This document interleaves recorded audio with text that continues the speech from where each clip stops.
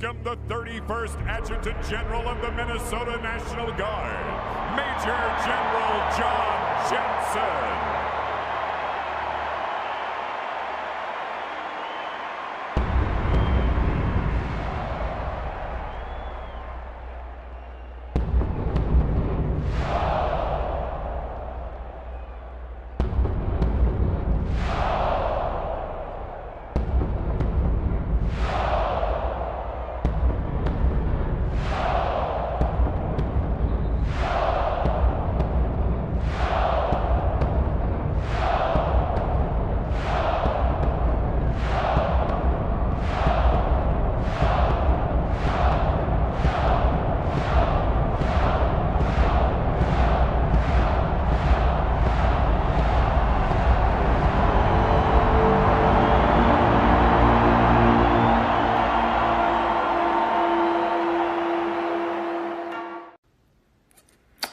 Well, hello, this is John Randall, Minnesota Vikings legend, and it is my pleasure to say, Minnesota Vikings fans uncensored, are you ready? Keith, get your people up. Let's go. Skol, skol, skol, baby. Let's go. Let's go. What up, fellas? Skol, Lucy. What's up? You know what I like best about that? He says Minnesota Vikings legend about himself. I love that. Yeah, I do. Yeah. Well, it probably has a lot to do with my message to him was a love letter, and I buttered him up, and I mean, you crushed that, dude. Skol, Anthony. Like I said, man, when you do a cameo, they give you a certain amount of digits you can type for it, for the message, for what you want them to do. And I don't remember how much it was. I think it was like I spent the extra $40 so I could send that man a love letter. I'm just saying.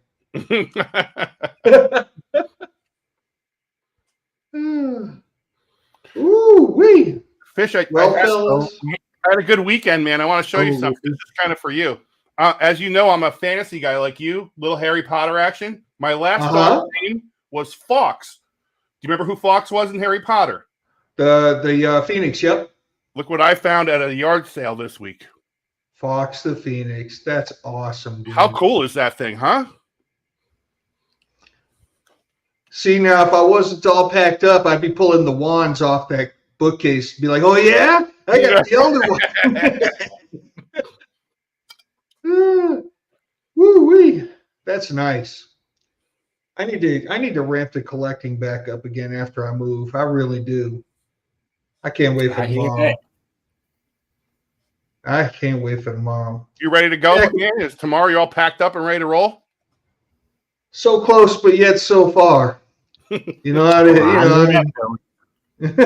Skol, Brian. I definitely know that feeling. Right, Shaq? Did you even unpack from the last one? I'm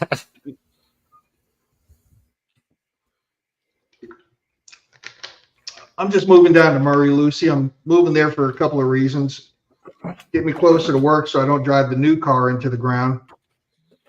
And also, that's the time my mother's in at the nursing home, so I'll be closer to her. Skol, buddy. Is it close enough that you could ride a bike? I could. I mean, I'm literally going to be a mile away from her. But I can't ride a bike to work, Shaq, because, I mean, I got to go to one store, then another. Oh, okay. Yeah, they ain't going to reimburse mileage on the bicycles, Shaq. Get a new tire and inner tube. Yeah, buddy. Be on a scooter. So, anything good happened to you this past week, Shaq? I got some rest in now that Amazon slowed down. Don't have to do those 5-6 days a week anymore. And Nice. it kind of feels good to relax, actually be in your house for a couple hours. Without being asleep. Dedicate most of your check to, but don't be at. Yep.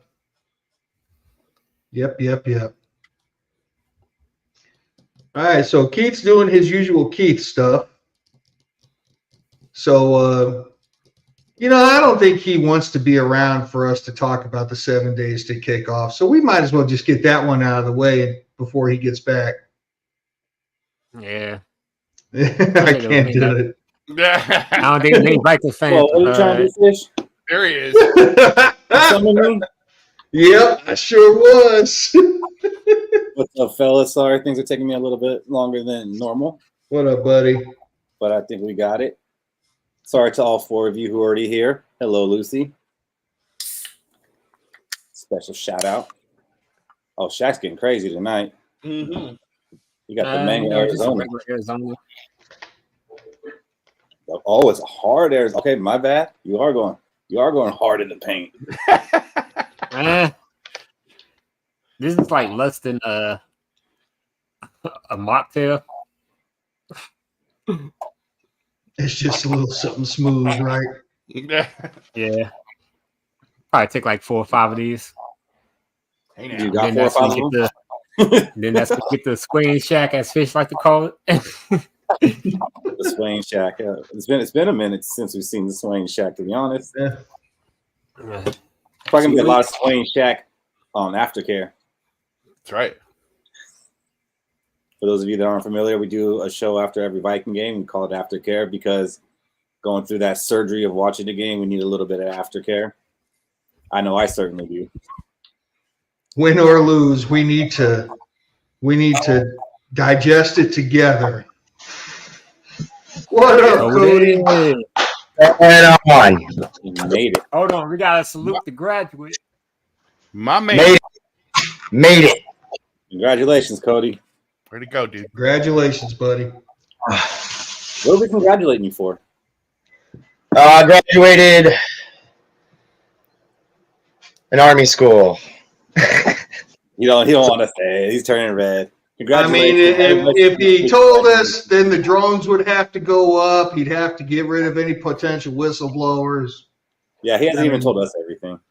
Yeah, it's I don't know. I expected a little more. That's all I will say from it. Kind of like this team this year. I expect a little more from this team. Will I get it? I don't know. Hey, that's the first step. You're actually expecting something now. That's good. That's good. He's on his way. Or are you trying to say that those 7 wins are your expectation and you don't think we're going to get there? Nothing but to lose. So that's good. Congratulations, Cody. Yeah, man. Here Thank you. Congratulations, Cody, to Caleb Evans. Would you?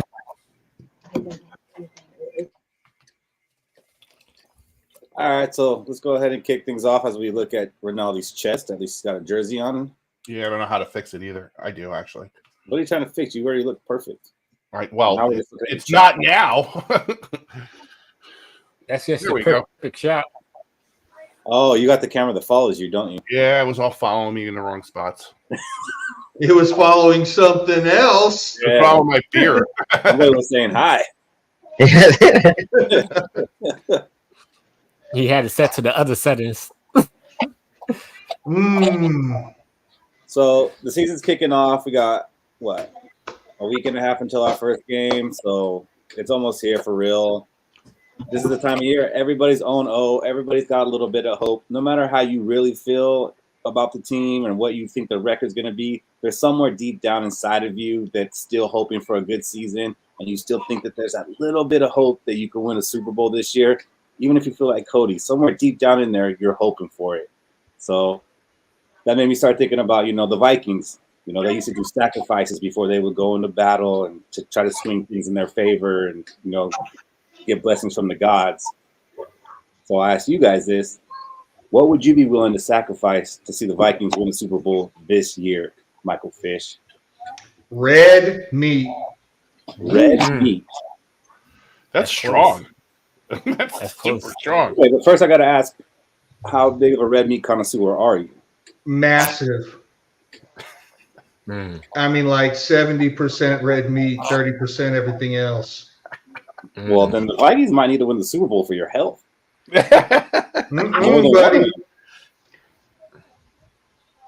And you mean forever? You give it up forever?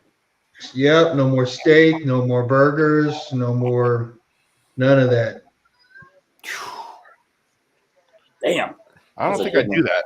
That's a good one. I don't know if I could do it. I don't think I could. Skol, Andrew. Andrew, if you gave up social media, then you wouldn't be able to have this awesome show with 4 other people. You gotta think before you say that. What about you, Ronaldo? What would you sacrifice to the football gods for the Vikings to win the Super Bowl this year? Easy, right there. Skol. Oh, you choose. Skol. You want a little man with your dip or what? Man, what do you mean? I gotta go. Skol. Where's the red man or something? Beach nut? I'm in on those. All right, that's better. I'm just mad that you didn't have that A scratched out. That's what I'm mad about. All right, Shaq, what would you sacrifice for a Vikings Super Bowl this year? So follow along the lines of fish, I'll have to sacrifice bacon. Bacon. How often are you eating bacon, Shaq? Shit, if I had the choice, I'd eat it every day. Yeah? But you don't want to eat it every day because then I feel like it takes away from the taste. You want to try other things, but bacon, I'll like if it comes on a sandwich, breakfast, I'll eat it. All right, so far everybody's sacrificing something that goes in their mouth. So I'm still next. I guess that's a true testament. Cody, what do you sacrifice for the Vikings to win a Super Bowl? What am I sacrificing? I'm sacrificing a child. Just send it. Oh wait, you don't mean one of yours. Like a child or something, or do you have one in mind specifically? No. I was just caring about the child. I would sacrifice every future Minnesota team championship. I mean, the Twins, the Timberwolves. I would sacrifice it. I'll even sacrifice the past championships just to see one in my lifetime, because the Twins won it in '91. They actually won it that spring training I was born, so just one. I wonder how. Okay, so wait, getting back to the sacrificing of the child, would a 23-year-old male still qualify? Because I'll send him to Georgia. 100%. Then we'll head out to some volcano. We'll do King Kong shit and just boot. I'm 42 and I'm still a child, bro. Especially if I need money. So yes, a 23-year-old would count as a child. Lucy would sacrifice her petties, man. I wouldn't sacrifice petties. I'm going to continue to get them no matter what. Nah, no. For Super Bowl, you wouldn't just let them grow? No, not be all shiny. No. I don't sacrifice all the great Vikings players that were on this team, like not knowing who Randy Moss was or Adrian Peterson. I'd probably go that far. I do that too. So this one was actually really hard for me because I feel like my whole life has been a sacrifice being a fan of this team. Like I've sacrificed happiness. I've sacrificed a lot of stuff just to be a fan of this team. So like I feel like I've already given up my life for this team and like they should reward me. But in the spirit of this, I was going to say I was going to give up barbecue and beer for 2 years, but you guys are going for life. So honestly, for a Super Bowl, I would give up beer. I really would. And I'm a big beer drinker. I drink beer every day. You see me drinking it on the show. I'm an IPA guy. I got all these empty beer cans behind me. That's my thing. That makes me happy when the Vikings lose, like when they're letting me down. That's one of my happy things. I'll have to find another happy place. So I would give up beer for it. Don't let my wife hear that. That's actually good, because if the Vikings are Super Bowl champions and contenders, we won't have to drink and watch the football games. Oh, that's true. See, now I can just see as a residual of this, me and Shaq on the call, me, Bacon, and him cutting into a steak, just torturing each other.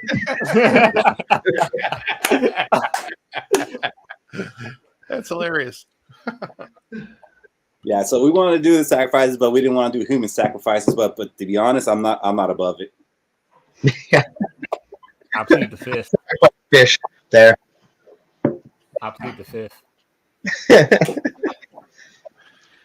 Tell you what, guys, I'm going to take one for the team on this one. I'll throw my ass in the volcano. No, it's not going to be like that. Like we got to like tie you down to a table. We got to slice your throat. We got to catch your blood. Got to put it on your face. Wait, I'm Blade? Hell yeah, I'm Daywalker. Yes, we'll tell you that's what you're going to end up being. Yeah. Whatever. Makes the transition smooth. All right, well, we are officially 7 days away from kickoff. You know what that means? We got to highlight number 7s. And I couldn't really think of any, so I had to actually go look it up and see who wore number 7 for us. It's been a number for a couple kickers, one being Fuad Revez, which is one of the first players that I remember being a kid. I was like 10, 11 years old when he was on the Vikings, when I started remembering that kind of stuff. Then we also had Daniel Carlson for 2 days or 2 games. And we had the other Anderson, Mort Anderson, who beat us in that 98 championship game. We had him at 44 years old. And he was actually a pretty good kicker for us that season. And he played, I think, another 2 seasons after that. So that dude was pretty legendary. He had a year for us. I guess, he's like, I'm sorry I beat you guys. So, yeah, we'll sign for 1 year and try to help you guys out. Didn't work out, but, that's what we had. What can you tell us about any of those kickers, Rinaldi? Kickers. I'll take Fuad Revez. Okay. So here's what I know about Revez. He came to the Vikings middle of the season in 1990. But all the things that you could talk about his stats are interesting. I think the thing about him that's more interesting is kind of his journey to get there. He was born in Columbia, ended up going to a school in Florida at 11 years old, kicked a 60-yard field goal as a sophomore in high school.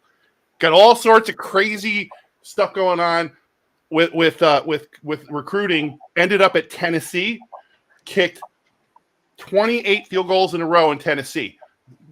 When he went to the Vikings, what I remember the most about him is he's a tough son of a bitch. This guy could tackle. He played linebacker when he was in high school. He played linebacker. He wanted to try out for linebacker at Tennessee. This dude kicked ass. He got a personal foul on a kickoff return. He took Robert Brooks and pushed him, threw him like 5 yards out of bounds on his keister, smacked him. Crazy. It was awesome. Fuad Revez was a dog, and that's what I remember him for. By the way, he had 31 straight field goals in a row on the Vikings, NFL record at the time. And guess who beat that record? Gary Anderson. Yeah, Gary Anderson. NFL record. I do remember Fuad getting that record as a kid. I thought that was really cool because even in those like the early 90s, kickers still weren't what they are right now. I mean, they were better than, in the 60s and 70s, but they still weren't like they are now where it's like you miss 3 kicks, you're cut. And they wasn't kicking 50-yarders like that, right? It was more so 40 or 30 yards. Yeah, dude. You look up. I started watching videos of him just to prep for this a little bit. He was kicking 12-yarders, man. It would be 4th and 2 on the 12, and they'd kick. That just wouldn't happen these days, man. I like him too. I remember him being a football player. He was. Like he was not a nice guy. He was not some shrimpy little dude that was just there to boot the ball and then run off to the side. I remember he was a football player. I like me some Fuad too. In the new kickoff, which we still haven't understood what it's going to look like, he would be the guy you'd want kicking for you. I was just about to bring that up too because they said the kicker has to be kind of a tackler. Like he's doing more where he might have to be part of the last line of defense. So if a kicker could tackle, shit, I'll give him an extra couple dollars. Hell yeah. Put Fuad in there.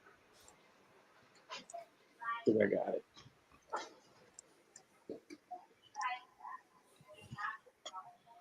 Oh, we got a clip. That's Robert Brooks. That's the one. Doink! Boom! Nice little form tackle right there. Definitely not a tackle you're going to see a kicker make these days, unless, I can see Ryan Wright maybe doing one of those on a punt return. I could definitely see that. And just that little bit of him walking on the sidelines, he wasn't a nice person. 15 yards. That was worth it. He was not a nice person. Yes. He's like, I'm a kicker. I don't get many highlights. That one's going to live on. So there's also been some quarterbacks in our history that wore the number 7. I think most famously would probably be Randall Cunningham for the one season that we had him.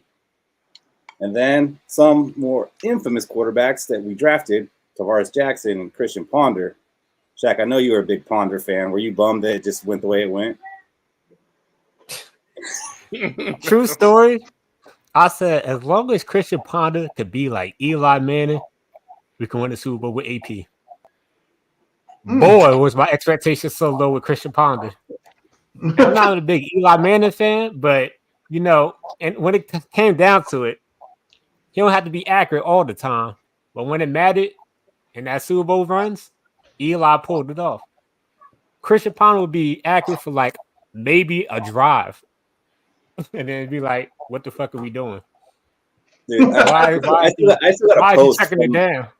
From I think the first game he started, like after the game, I think we lost, but I was like, we lost the game, but Ponder looked good, and man, we have a quarterback. Shouldn't have done that. And I feel like we kind of just did the same thing with JJ McCarthy after preseason. But I'm not going to compare. I'm not going to compare JJ McCarthy to Ponder. I'm just saying, getting your hopes up as a Viking fan usually does not end well. No.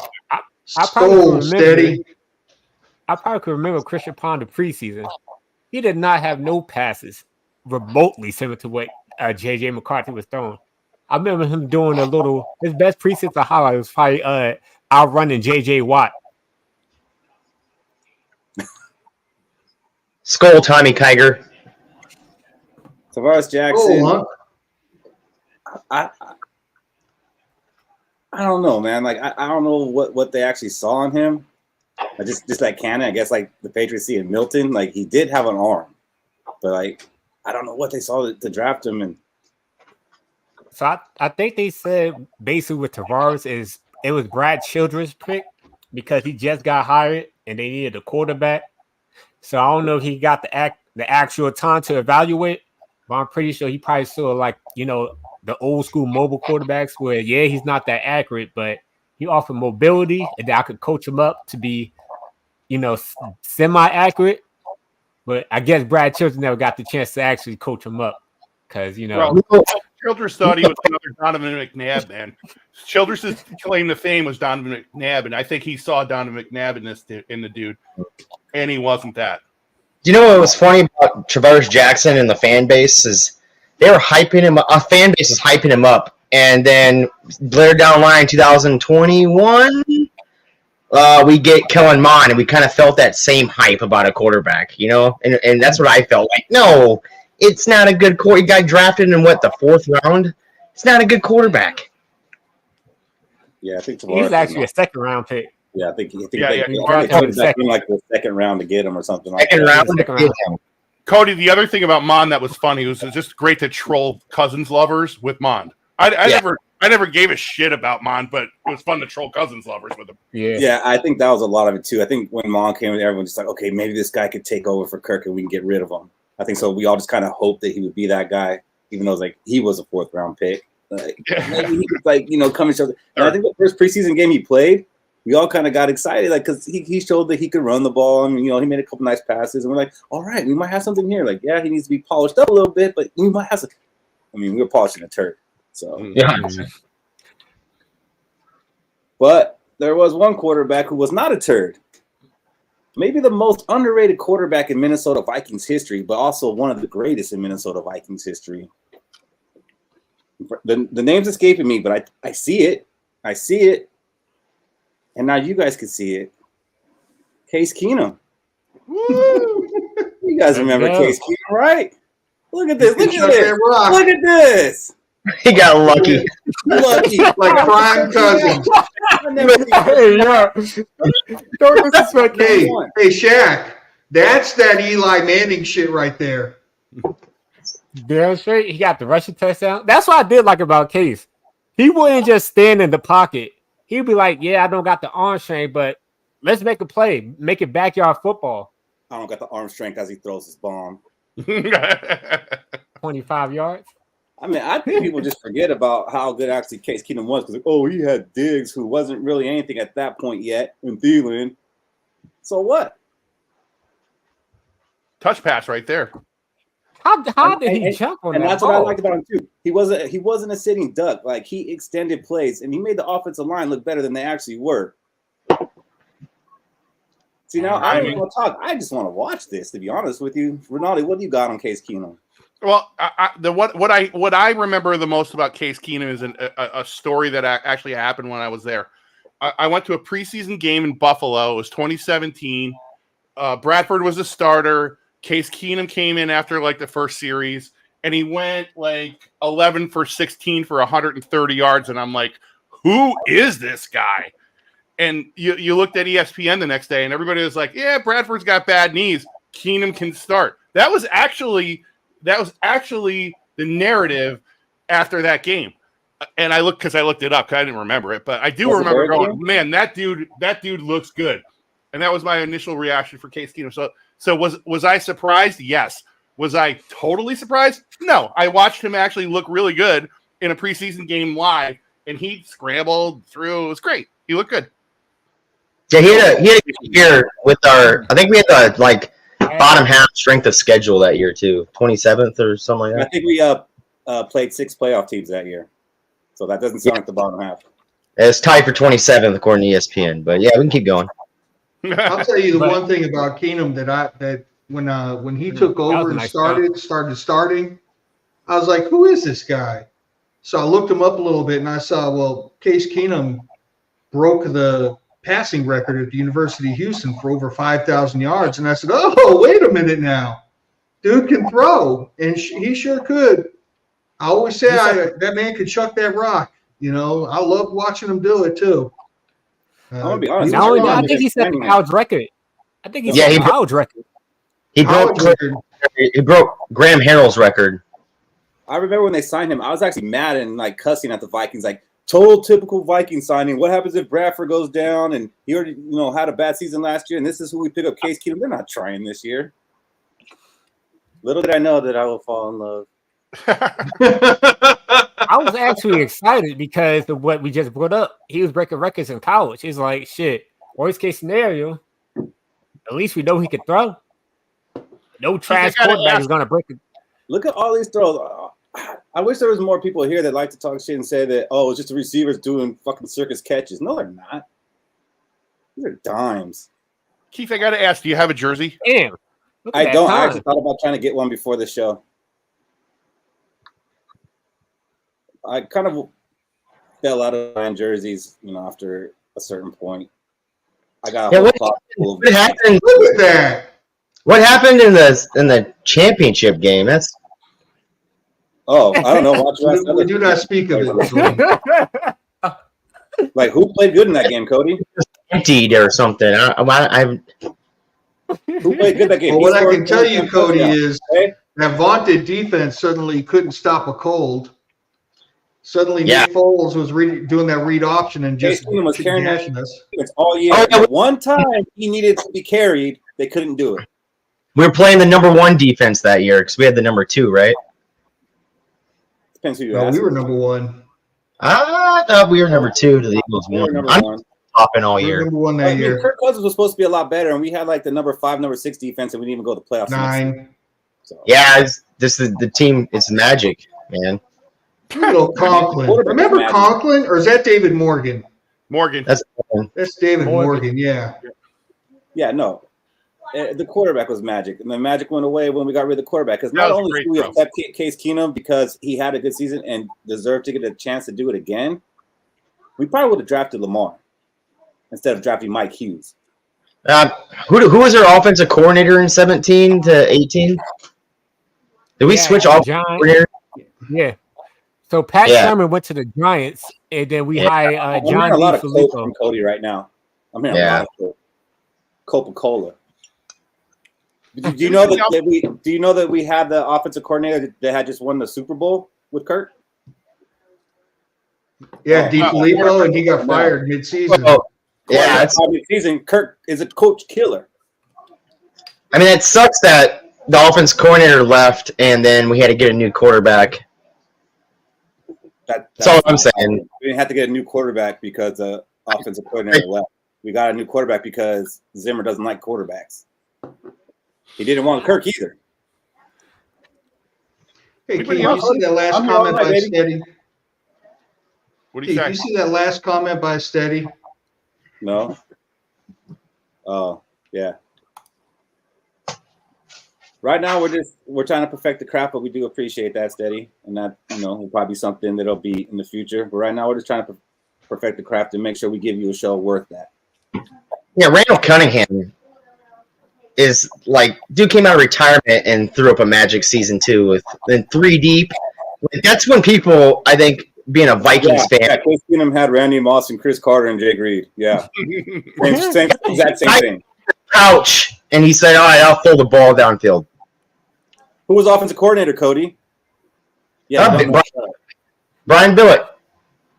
And unfortunately, he forgot to start. He forgot to keep throwing it down the field in the NFC Championship game. Yeah, and then he quit mid-game the next season.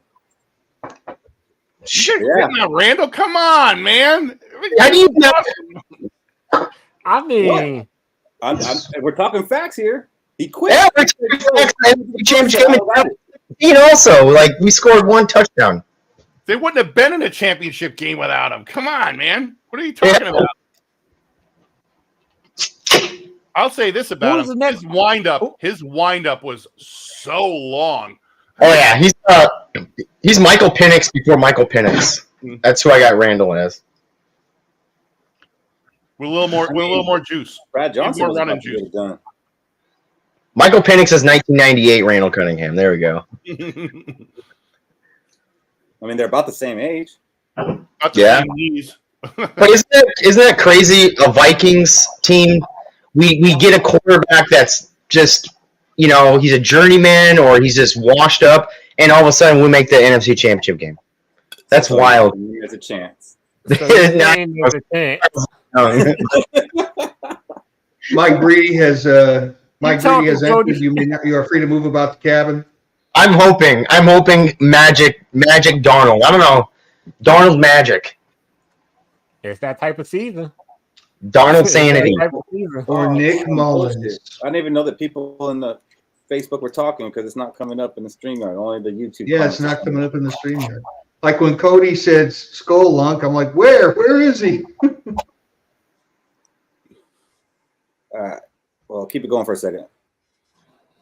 All righty.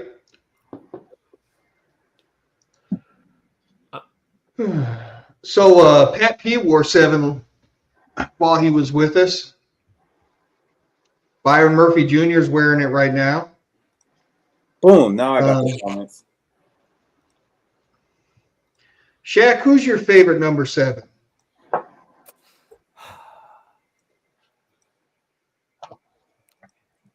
I want to say Patrick Peterson, but he wasn't really that elite when he was with us, only because I like Patrick Peterson coming out of college, and I want us to draft him. And then by the time we got him, he was old and washed up, kind of like Randall Cunningham.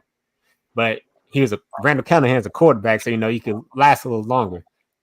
Mm-hmm. So I had to go with. It had to be Case Keenum, honestly.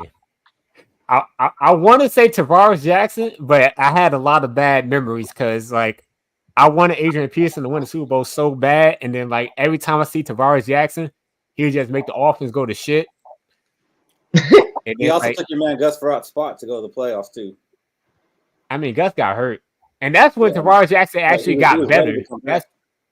That's when Tavares Jackson got better, and he went to Seattle the year after, and then he lost his job to Russell. Matt. No, it wasn't Russell. It was Matt Flynn. I want to say it probably was Matt Flynn.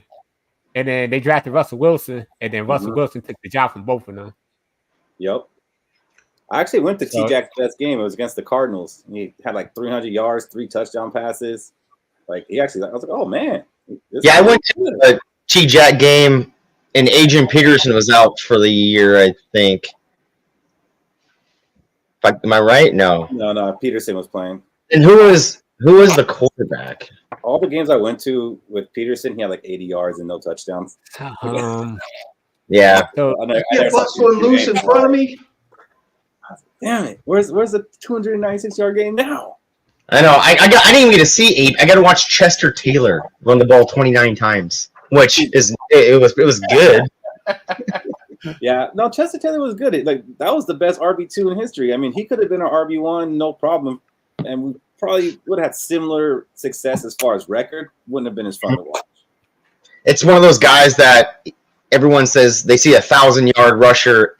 You could be a 1,000-yard rusher, doesn't mean like your team's going to be successful or good. Like look at the Broncos running back CJ something, 1,000 yards year in year out, and he gets traded. Anderson. Yeah, CJ Anderson. Yeah. He had the Super Bowl run. Well, let's talk about what we came here to talk about, and that's the 53-man roster being finalized, or so we thought. A couple things happened. First, let's all give a shout out to Unk, who is supporting it, like he does every week. Skol, Unk.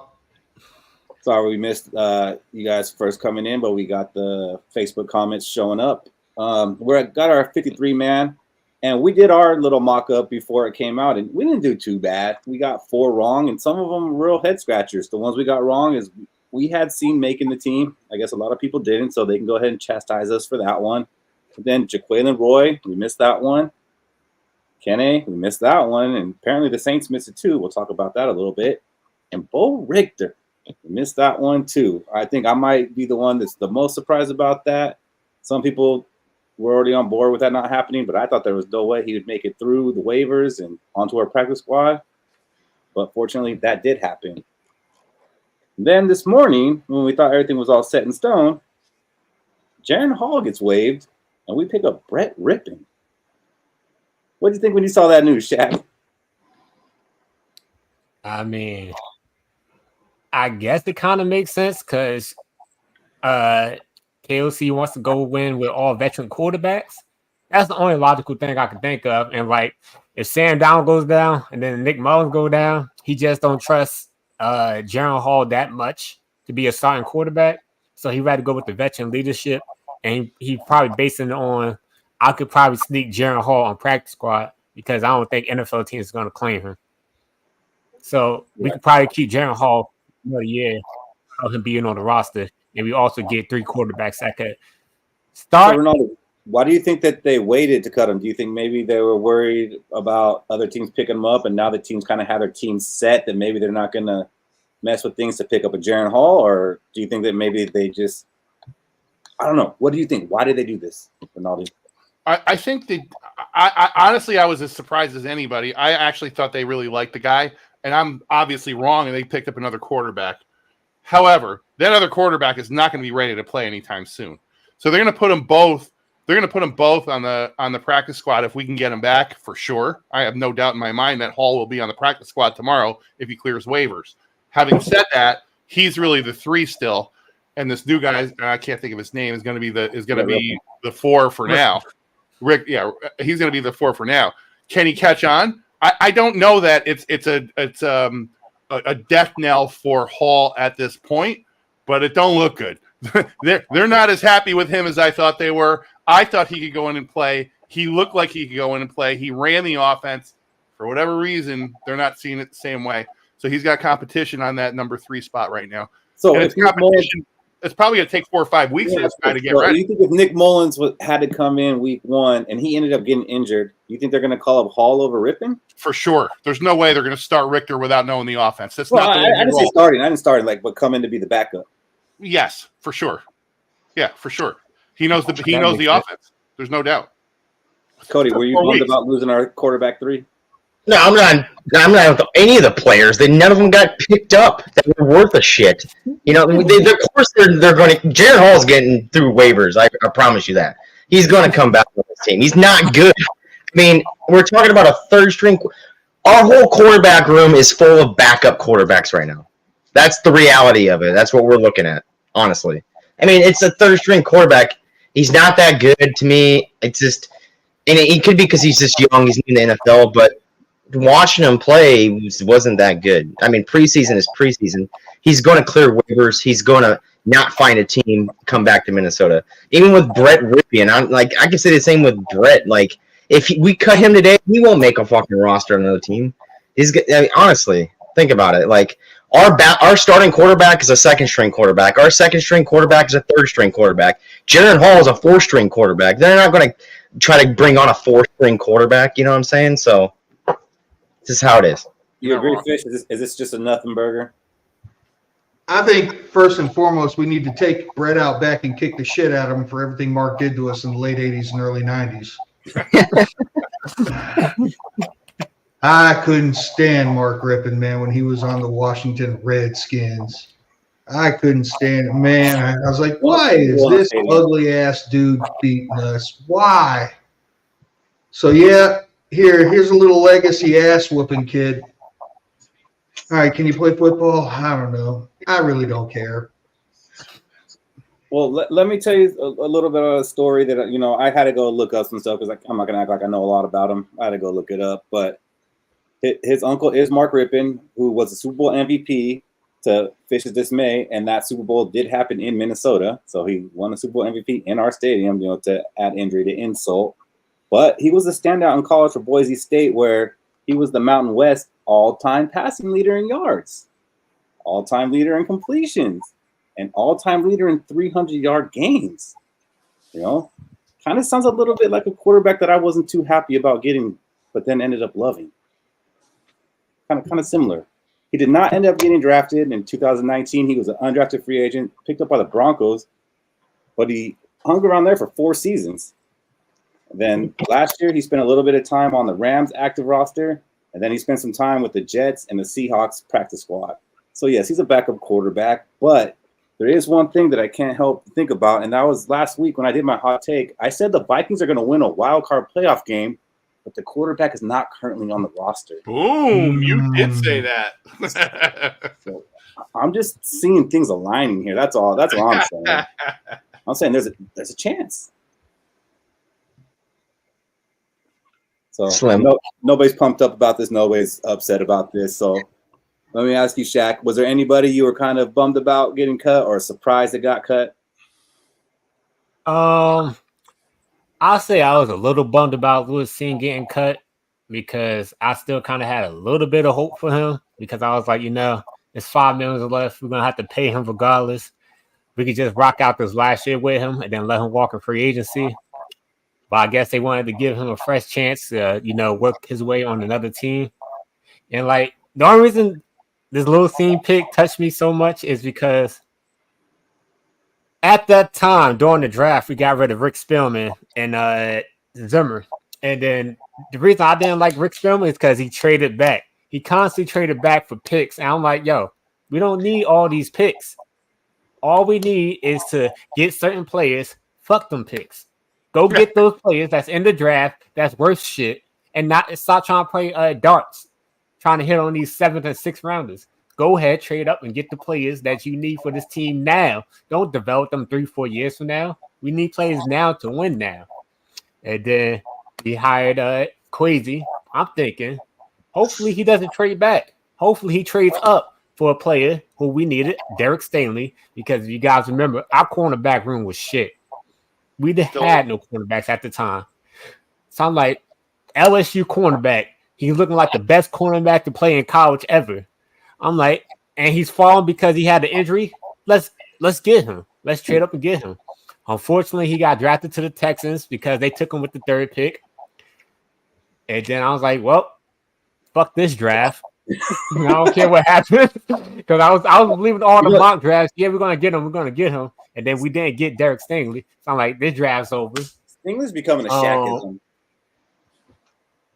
Anytime we talk about making a trade, we should trade for Stingley. I think he said it last week. I think the funny thing was Kyle Hamilton was sitting in our laps. And we're like, yeah, no, we'll trade back for a safety. Who? Pause. To hell with Hamilton. That Michigan defensive tackle was sitting there too. Not just saying. Georgia defensive tackle. No, Jordan Davis. I'm talking about that Macy kid. That Macy kid from Michigan. Not ringing a bell. But the funny thing, Shaq, about Stingley is he was mocked to us at our pick at 12. And Viking fans were mad about that. Like, we don't want him. And like Sauce Gardner would get mocked at 12, and all the Viking fans, we don't want him. Sauce, he didn't play against anybody. It was just so funny. Like, and we all thought we're for sure getting Stingley or Gardner, and none of us wanted him. And then none of us. I think we wanted him, but a lot of the fan base, especially we did. I did. Shit. NBFU, a lot of people did not want him, and they ended up going second and third in the draft, third and fifth. Yeah, they both went top 5. I was like, wow. This draft really you guys are shunning those guys, but here they go inside the top 5. Yeah, people are like mad about it because the Zimmer and Spielman era, like that's all we did was draft corners, and I think people are sick of it. They're like, no more corners. I get that, and that's why I kind of was like, I don't like drafting the same position because this boils down to I believe Fish asked the question, why can't we ever get consistent wins? It's because we don't draft needs. We keep drafting the same position and missing when we have a need at that position, and then we leave it alone, but that we miss on it. So we miss on a position, we leave it for 3 years. Like, well, we missed. I don't say we don't draft BPA enough. Like we just don't. What about you, Ronaldo? Well, all I know is we invested a lot of first round capital in the cornerback position for a whole damn decade. And we missed. A whole damn decade where we drafted way too many cornerbacks in the first round. So, yeah. But I will say this: Cody did bring up another reason why people don't like the Seam pick is because we had Kyle Hamilton sitting right there, and then the logic is he that elite to where draft position value doesn't matter and you take the best player available, or do you trade back? Because they kind of weigh the options of do you take a safety that high? Man, Hamilton was like ranked number 2 on the best players in that year's draft. Like, and he falls that you got to. So now look at the Eagles when we were talking about Jordan Davis and Carter. Like when seeing them drop, and like the Eagles played it smart. Like, yeah, BPA, he's the second best player on the board according to all these scouts. You got to do it. You got to pull the trigger. I don't care if we're drafting next year 2 overall. And the best player on the board is a quarterback, you draft that goddamn quarterback. Yeah. You draft it. That is a Cody take. That's a Codyism. Sure. I'm sorry, Cody. I'm trading back. I ain't taking another damn quarterback. No. We're just waiting for our quarterback that has had a full meniscus repair come back. I'm with you. Yep. I'm waiting for him. I'll trade back. You have his jersey, Cody. You're already turning on him? Willing to give it up for a fucking Super Bowl. Hey, Cody, the full meniscus repair for a quarterback, not a running back, not a wide receiver, a quarterback. I don't care. If there's a better quarterback out there, better than JJ McCarthy. Super Bowl by replacing him. If a quarterback is coming out like Josh Allen or Joe Burrow, Chargers threw away Drew Brees, and what happened? Chargers didn't win a More Super Bowl. importantly, here's Cody advocating for let's waste a whole bunch of first round draft capital over this decade on the quarterback position. Because doing it for the cornerback position wasn't enough. Let's set the damn franchise back another 100 years. the most important position in football. Oh, I agree. Arnold is our quarterback right now, probably for next year too when he gets re-signed. But I'll tell you what, buddy, if you just want to go ahead and draft that cornerback, we will be an XFL team next year. Guarantee you. If a guy comes out and he's like rated next to Joe Burrow or Josh Allen, I'm swinging for it. Joe Burrow wasn't shit until he got Jamar Chase. Right now, to be honest. Sorry, I had to back out. How do we get on the quarterbacks? We were talking about draft position value. I was talking about, do you take a safety that high? And, because a lot of GMs go into, you can't take a play like, say the best top 5 play is a defensive tackle, a nose tackle. Like next year, do you take a nose tackle top 3 if he's the best player in the draft? Or do you trade back? Or do you draft a quarterback who maybe not the best player in the draft, but he's one of the best quarterbacks and it's a quarterback league?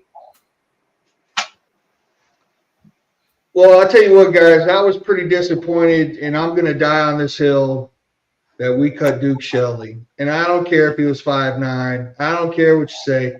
I'm going to give you the same argument that y'all were trying to push on me about that Andrew Booth bullshit.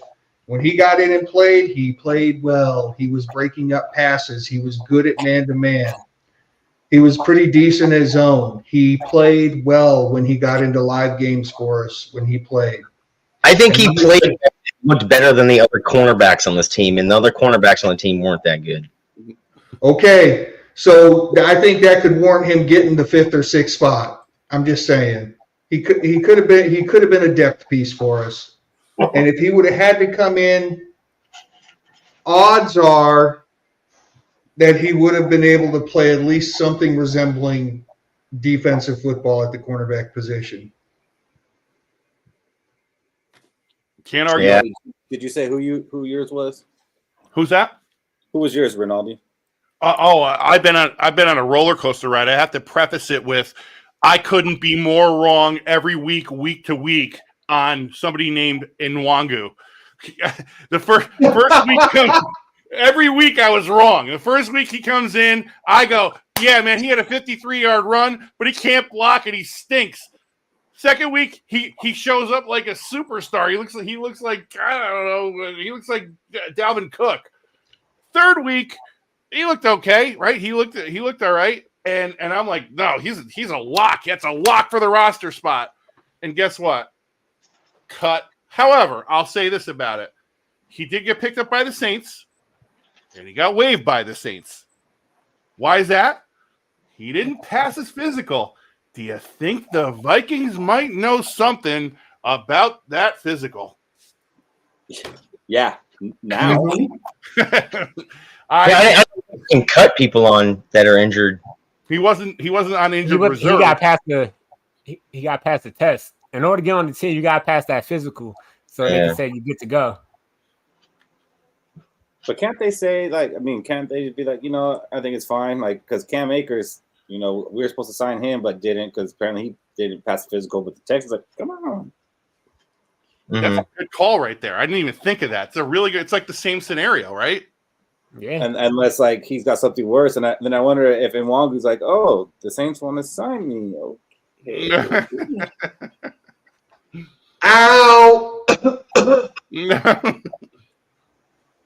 Cody, which cut were you surprised about? So, I wasn't really surprised on mini cut, but besides your guy, like you'll come up with here in a couple. I was pretty surprised about that because this is a preseason game. But for me, I would say Jacqueline Roy because it's a draft pick. Right now, we're substituting draft picks for UDFAs.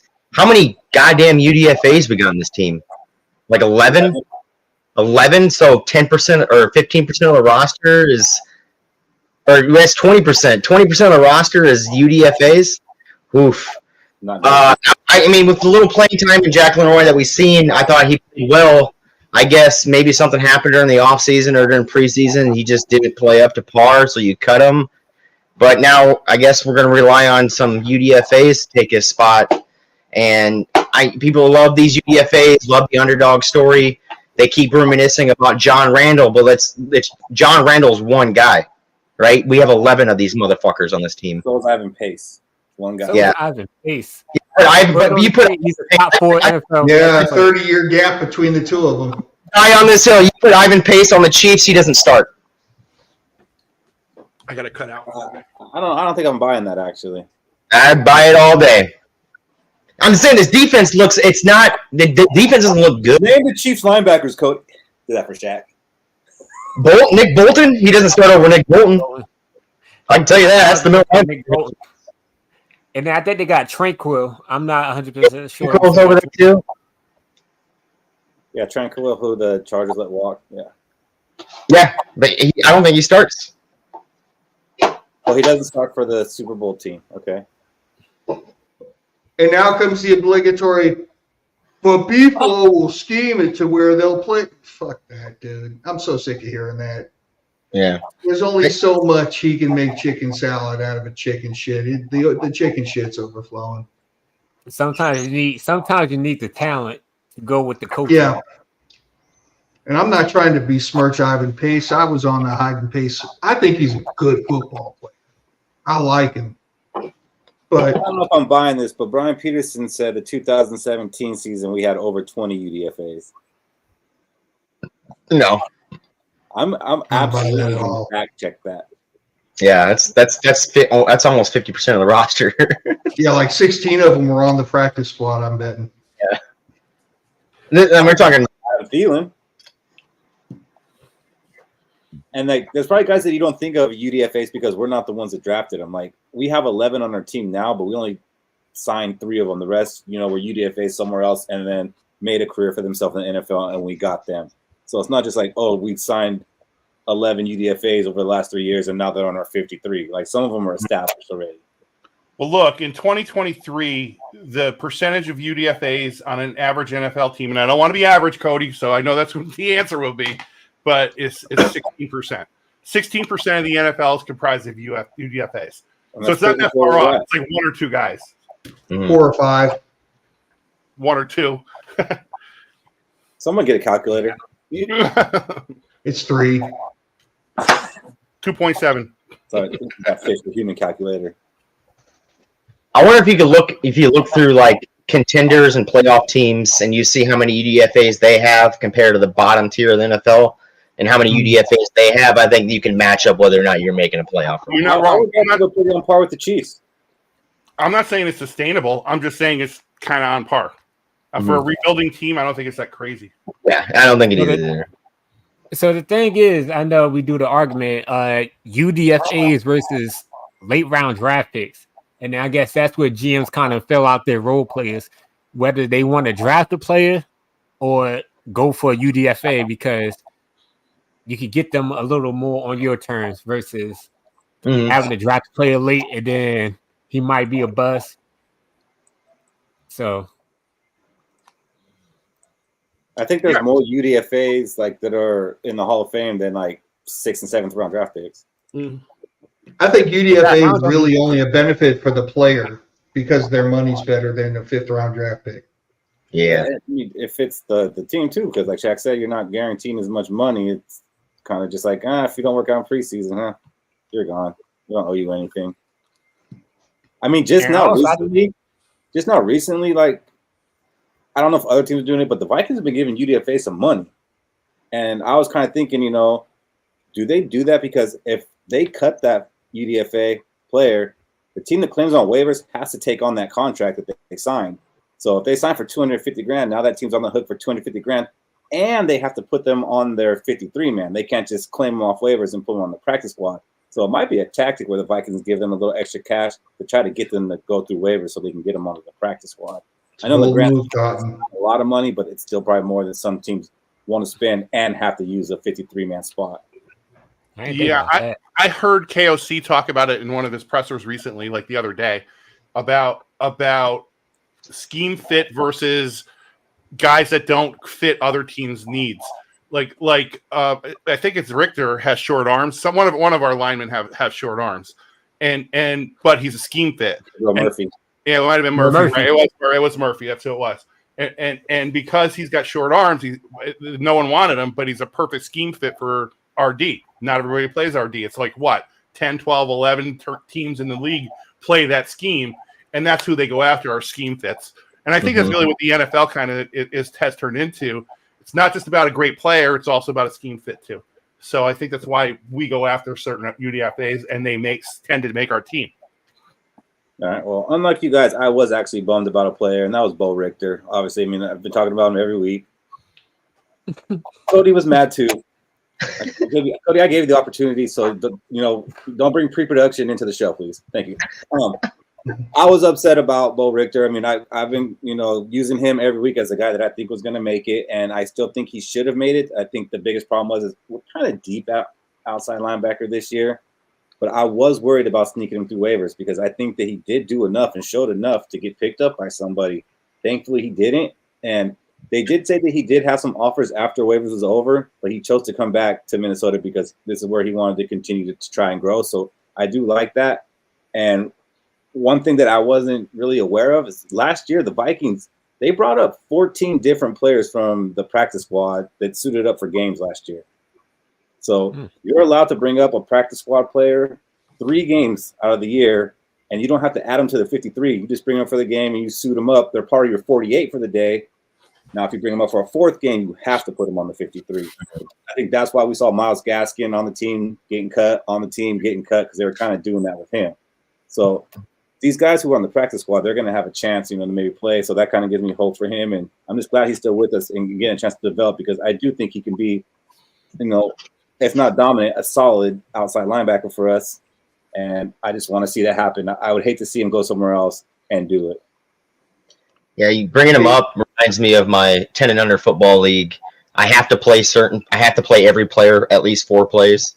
So I got to put the bad ones in once in a while. Hey, I want to make a statement in the form of a question. What the hell is up with these damn NFL teams where they have guys playing lights out in the preseason, where guys like us are like, yeah, they're going to make it. They're playing well. And they end up cutting them. And then you get a situation where Andrew Booth plays like ass. We see him get absolutely barbecued in a preseason game, and he makes the damn 53. I mean, the surprises to us were because what we were doing was watching the preseason games and saying, that guy's playing well. There's no damn reason why he shouldn't make the 53-man. And it's like the fact that Kenny got waived and went to the Saints and all that shit is just amazing. He actually looked like a running back in preseason. How the hell did he? I can tell you the Andrew Booth situation in Dallas. Dallas cornerbacks have given up 1,000 receiving yards a year. Yet they allow them to do that. So that's what Dallas is going to allow Andrew Booth to do. Just, I don't care if you get blown, play center field. Pick the ball. He's going to get every one of them yards. He's going to get every one of them. 100%. Like, look at Darren Bland last year. He gave up 1,000 receiving yards, had 11 picks, right? Or had 6 touchdown picks. Then the year before that was Trevon Diggs. He gave up 1,200 receiving yards, yet he had 11 interceptions. Like, I mean, can you say they're good corners? I don't think so. They're not shut down. They're ball hawks, and I think that's what Dallas is going to use Booth for. So what Keith was saying about scheme fit, that's how they scheme their defense. Like, as long as they get the ball back, that means their high explosive offense can score, and that's, I think. Make no mistake, he was drafted under a Fangio style defense. He is a zone defensive player. He is not a man-to-man guy. And maybe his stats say different, but that's what he is. And he does not fit into the Flores defense, and that's why he made the team. I don't think they care. I think you're 100% right. It's a scheme fit. He also suffered from a lot of injuries. Speaking of injuries, let's talk about some injured reserves and some pup players. Last week we talked about Najee Thompson. He was waived so they could get him onto IR without first having to add him to the 53. And it did happen that way, and it worked out. And there is a new rule where teams can designate 2 players before final cuts to put them on IR with the designation to return. And the Vikings used both of theirs on Gabriel Murphy and Dalton Reisner, eligible to return after 4 games, fellas. So Hawk didn't come off the PUP list. He'll be required to miss 4 games. Are you surprised we ended up keeping Reisner around with this kind of IR loophole, Rinaldi? Or the Vikings stashing Murphy? Yeah, I think the Vikings are stashing Murphy. I think they liked him a lot. I think that he's got upside in their eyes, and that he's going to be somebody that they intend to develop. I think they see him as a scheme fit as well. As far as Reisner goes, though, I think there's an interesting take on that. He is an IR guy. To Cody's point earlier, he was hurt and he hasn't come off the IR. They had to leave him on for 4 games. He's kind of like, in my opinion, an insurance policy. If our boy Ingram is what a lot of people think he is, guess who's going to be pushing? However, if Ingram plays well in the first 4 games, I think he's a cut candidate. I know that sounds crazy, but I think he's a cut candidate, right? Mm-hmm. So they couldn't cut him. They can cut him once he comes off, and he's either going to be an insurance policy or not, right? I mean, that's kind of how I see it. Cody, you think he's the boogeyman? I think he is Ingram's boogeyman. I think, because I'm not a big Ingram fan. I'm not fond of his play what we've seen, like his very first play and his second play, he was all the way up the field looking backwards, and then looking backwards on the play, and then Dalvin Cook gets tackled from the guy that's in front of Ingram. Like, I think Dalton Reisner comes back after off the PUP list and takes Ingram's job this year. I really think Ingram sits a back seat because we've seen enough of Ingram. I'm sorry. I've seen enough. There's just too many dumb mistakes, and I think we'll see a couple dumb mistakes this year with Ingram, just seeing how it is. My biggest surprise is we kept Jurgens, right? Yes. Like, yeah, I think when Reisner comes back, Jurgens hits the road, and then Reisner fills in that slot or in that spot. Shaq? Tell him he's full of shit. So I got to say, there's a reason why Ingram is still starting, and he got all the first team reps over Reisner, even when Reisner was healthy. So I just can't see them actually giving Reisner the spot unless Ingram starts to stink. And it's kind of like, we're using Reisner as depth more than we need him to start. So I'm just hoping, competition brings out another side of Ingram. And a lot of guards usually don't hit their full peak until their third year. Year 3, baby. Yeah. I mean, it's still a band-aid position. We've been trying to fix this position for 15 years, and it just hasn't happened. I think it just seems like a lot. Seems like a lot of games to be playing with an $8 million a year guard, isn't it, Rinaldi? Isn't that what we signed him for? Who, Reisner? Yeah. No, he's like a $1 million. He's like a $1.5 million guard. He's not. Oh, okay. Yeah, we do paying him. We didn't pay him at all. Last year we gave him the equivalent of an 8, getting him midway through the season. All right, my bad. Yeah, no, that's okay. I think that it comes down to the running game, though. I think if they're really going to install any kind of a running game, and air quotes to the running game thing, it comes down to if Ingram can actually block the running game. If he opens up holes and we have a real running game, they're not going to replace Ingram, even though he's inconsistent. And that's what they keep saying. It's always the word inconsistent with him. I think that he's just dynamic. He's got some high highs and some low lows. And if he can consistently punch holes into the running game, I think they're going to keep him around. And not that I'm excited about it. I'm not a big Ingram fan either, Cody. I mean, he has not hit it. He's not developed. I get it. So I'll say this. You did bring up when we talked about Ingram before that he likes to punch. Yeah. He needs to work on how to punch to become an elite guard. And then, like, watching some plays, he doesn't look for extra work. Meaning, when he doesn't have nobody to block in front of him, he's not looking, who should I help? I should go downfield, block this linebacker, or I should go help the center, double team.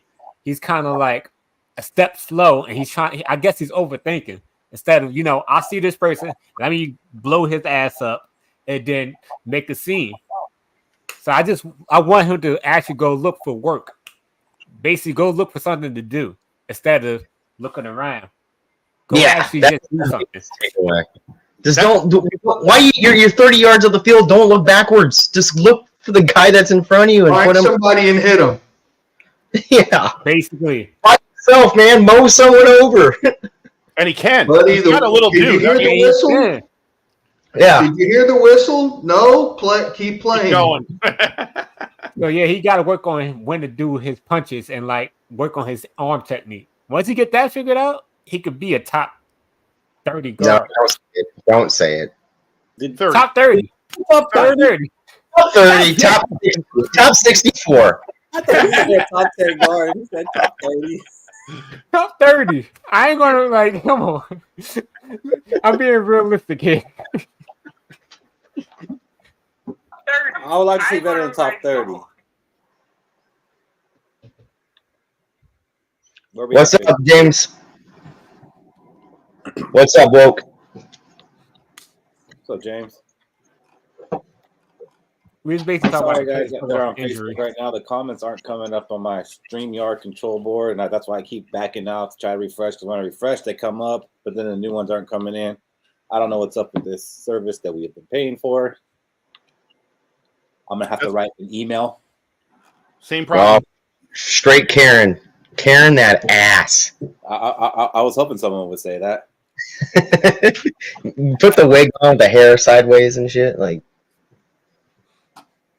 So what I did is I opened up the comments on my other computer, so I should be able to read them. I just won't be able to put them on the screen. But we will address your comments. So right now, let's get into this 53, man. Najee Thompson, real quick, so he's on the IR. He got waived. He got waived. He made it through waivers, and we put him on season-long IR. Yep. Okay. I just want to know, like he was Murphy and Reisner can come back. He's a was a stud on special teams when the special teams was different. I want to know, does this special teams affect the way he plays, the new rule? No, he's a gunner as a punter in the punt team. Yeah. He's that first guy that's there on every punt. Like he's always the first guy down there. Yeah. Shaq Richter out there on the special teams. Let that kid go, man. Oh, Colorado's playing right now? Yeah. Missouri's smoking the hell out of some Division 6 opponent right now. Rough week. I like NFL. I like NFL on Sunday. I like NFL on Monday. I like it when there's a random Tuesday game. I like NFL on Thursday. I only like college on Saturday. Yeah, man. I'm with you on that. Can I tell you, we're not going that far. Rinaldi, so I was in class, right? And my instructor comes in. He's like, Georgia Tech, Florida State, who's going to watch it? And I was like, yeah, I'll probably watch it. And he's like, yeah, Georgia Tech, something about Georgia Tech. I was like, Georgia Tech sucks, like I didn't. Like, dude, Georgia Tech, and he was the same Georgia Tech. And then right before the game, I was like, man, that's a sign. I have to bet on Georgia Tech. It was like a sign. I put $100 on the game won. I was like, no, it was just a sign. You know what I'm saying? Like, damn, I don't know where this instructor comes. Georgia Tech, like, it's a sign that you're a derelict. Yeah. That was a good bet. Look at this intimidating quarterback room. Sam Darnold, Nick Mullins, and Brett Rippon. Was Nick Mullins drafted? I'm pretty sure he was. I was hoping he was a UDFA. He should have been. Come on, Shaq. On this roster. I'll say it. Nick Mullins is the best quarterback on this roster. Yeah. He can be the best quarterback. Oh, that's scary. That's just scary. Or it could be Brett Rippon working some magic and making that wild card victory that I predicted. I did not think it'd be Brett Rippon though. Brett Keenum. Hey, Keenum's the reason I believe in him. All right. So if it comes down to it, I'm going to believe for about a quarter. He was the quarterback for the Bears in that Hall of Fame game that got ended early. He had 3 touchdown passes in that game. So that must have been what KLC saw. He's like, I like the way this guy plays in the first preseason game where absolutely nobody plays. So what I want to do is I want to go through each position. We can go through this kind of quick, actually, and just look at what we started with. I want to know your confidence on a level 1 to 5 in the position. And then I want to know, do you think it's better than last year or worse than last year? And it's that simple. Rinaldi, 1 to 5, what's your confidence in our quarterback room? 3. 3. I'm going to say that's kind of high. Okay. I'll take a 3. I think that Darnold and Mullins can both run an offense.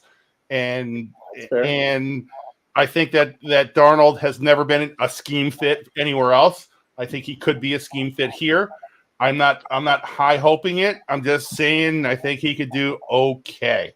And that's all it may need to be. If our defense shows up with the weapons he's got, he could be a serviceable quarterback for a solid season, get 8-9 wins. That's my take. Wow, okay. So we're starting off a little bit positive, and I can't have too much of that, Cody. What's your confidence in this quarterback room? 1 to 5. I mentioned it earlier. Starting quarterback's a backup quarterback, or second string's a third string, or third string's a fourth. It's a 1. It's not good. To me, it's not good. It's just, we watched Sam Darnold play, and you're like, God, this guy's garbage. So that's my outlook. If he surprises me this year, he surprises me this year. But what I've seen, he's garbage. He's not good. Through one 7-yard slant route that went 64 yards to Brandon Ayuk. Fish? Sitting at a 2, flip them top 2 names, and you put me at a 3. And then if Nick Mullins starts, you're at 9 wins?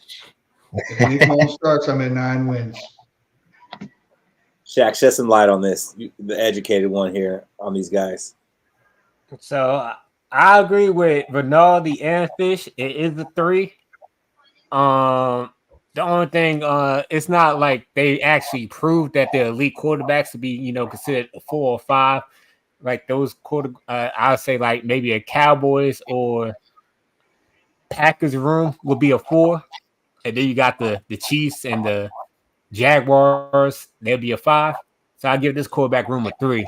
They're not terrible, but it's not something that's going to be marked on the paper as you got to watch out for this quarterback group of the Minnesota Vikings. But without coaching, I believe he could take them to be a 4. With the coach. Shaq, how did this offense falter? How's the offense falter? At the quarterback position, right? Yeah, this right here. Okay. You're not wrong. Shaq, would you have given us a 4 last year? Hell no. I gave us a 3. So you think the quarterback room is just as strong as it was last year to start the season? Yes. Yes. And we know wobbly Shaq right now.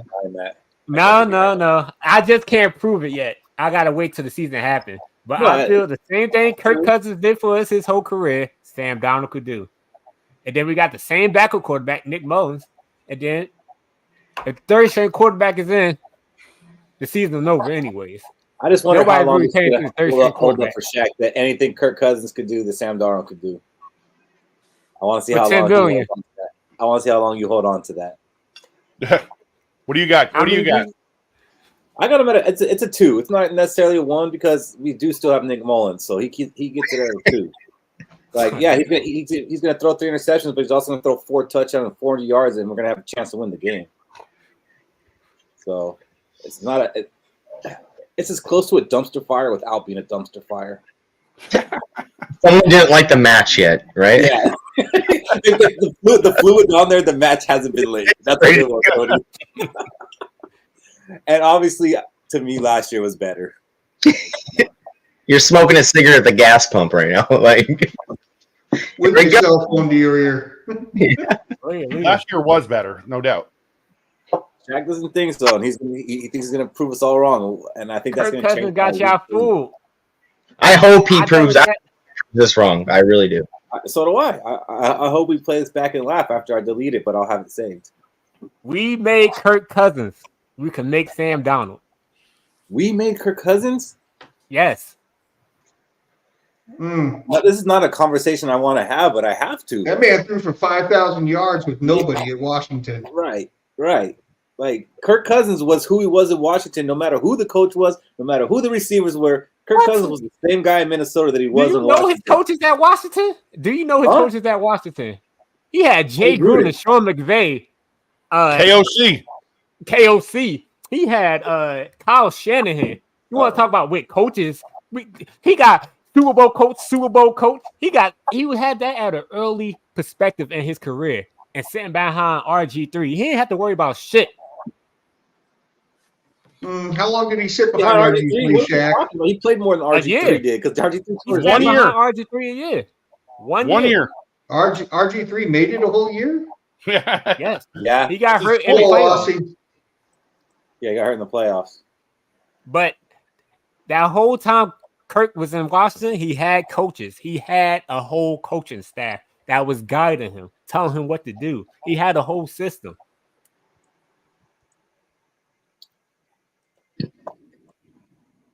Yeah, I think you fall back on the coaches too much, to be honest. Like I don't think you put enough on the player. Fuck the player. It's almost like somebody made a meme about that today. I'd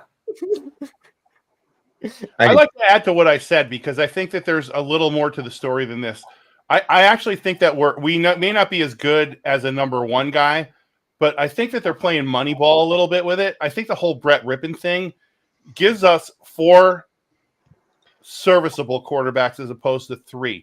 We're not going to be in a situation where we have to bring in freaking the spaceman with no knowledge of the fucking system at all. We have 4 quarterbacks that will be able to run the system. It's basically like the Tampa Bay Rays. They just bring people up and down, and they're using that practice squad as part of their roster. and that 3 times up that you were talking about, I think I know you don't like it, but I'm telling you, they are thinking about it as part of the 53. They have a 58-man roster, not a 53-man roster. No, I agree with that. I just don't think that I don't think Hall's ahead of Rippon at this point, and that's what you said. Well, that's a different thing. I'm not saying one's ahead of the other. On the like week 1 or week 2, I think Rippon will be on the active roster. Maybe, and I'm not saying that one way or the other. I wish Shaq was still here, but he ran off because I wanted to ask him something because I had to go look up the damn coaches real quick. But do any of you know who Matt Cavanaugh was or is? Shaq? Who's Matt Cavanaugh? I don't know. Yeah, the offensive coordinator the last year that Kirk was in Washington when he had 4,000 yards and 27 touchdowns. What? Did he go Ooh, so the coaches, like he did it with all the coaches he had. He was the same guy. Who was his head coach? Gruden. Oh, yeah. Jay Gruden is the offensive coordinator. He's the offensive coach. So anybody who's an offensive coach is just a fucking guru. Well, we had offensive coordinators too, buddy. Okay. There's a difference from Jay Gruden and Brad Childress. What? Brad Childress never had no. Brad Childress on the Vikings. Like, where's Brad Childress coming from? We had a Super Bowl winning offensive coordinator, and he got him fired. I'm saying Brad Childress was the offensive coordinator for the Eagles. And he became my head coach. Right. That fucking doesn't have to do with anything we're talking about right now, though. Offensive minded coach.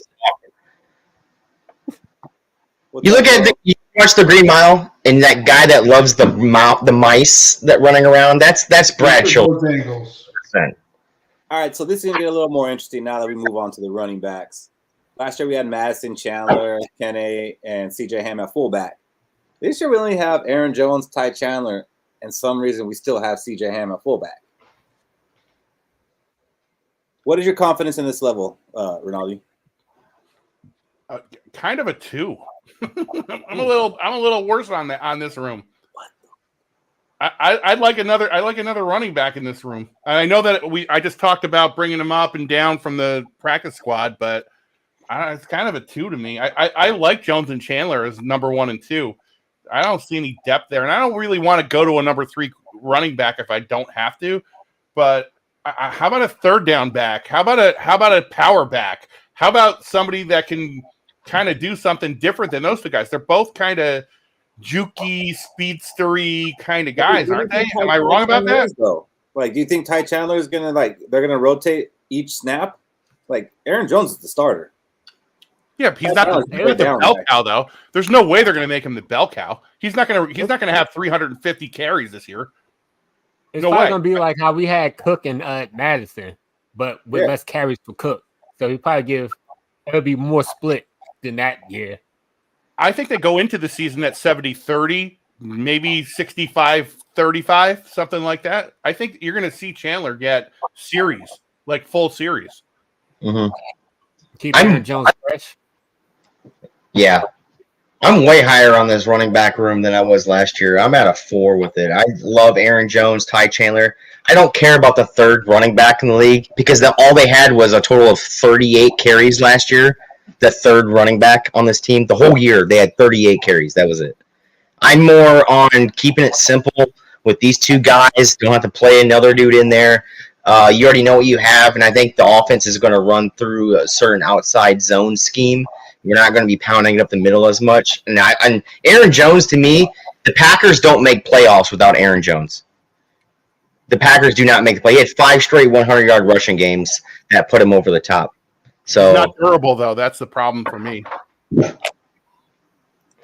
I think he's going to be. I had my first take of the year was Aaron Jones is going to have a monster career year under this team. So I love this running back room. I'm at a 4. I mean, yeah, he only played 11 games last year, but he played 17 the year before that and 15 the year before that. So, I mean, last year was down. I think he had the hamstring, but the 2 seasons before that, he missed a total of 3 games.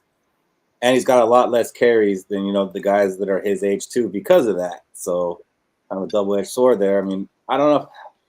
I go 4 because I'm not going to do a half. I would have said a 3, a 3.5, but I'm not going to do a half. I'll give him a 4. Like I'm a lot more confident with Aaron Jones than Alexander Madison. Like way more. Like I think we'll actually be able to score when we get inside the 5-yard line. That's going to be a big deal. And I think given the quarterback situation, we're going to have to run more. So, I mean, I'm with you, Rinaldi. I do think they're going to bring in a third running back, and it might end up just be Myles Gaskins, and I'm fine with that because I think he's just maybe a little bit better than Kene. Kene just maybe had a little bit more upside and potential that we didn't get to see. Yeah, I'm just looking for a rotation. I'm not looking for a third. I'm looking for a rotation. That's all I'm talking about. Either a third down back or a power back. I like to see that on this team. I know that may be a little old school, so maybe I'm a little off on that. How you feeling about this room, Fish? I would love to be up on this room, but until our coach learns how to use our fullback properly, I can't justifiably be up on this room. I am going to give them a 3. I think Jones is talented. I think Ty Chandler's good. If our coach would use CJ Ham properly, I would be at a solid 4. You mean not tight end? Seems a little personal. I mean, look, no, I mean, I love him. He's probably still my favorite player on the damn team. But if he's not going to get put in the I formation and lead block or maybe even, by God, hand him the ball when it's 3rd and 1. Give him the damn ball and see what he can do. You know, if we're just not going to do it, then I don't know. It seems like it's a misappropriation of resources to me, and I've been on record to say if we're not going to use him right, cut the man. Let him go play for another team. I don't think he would play for another team unless it's like the XFL.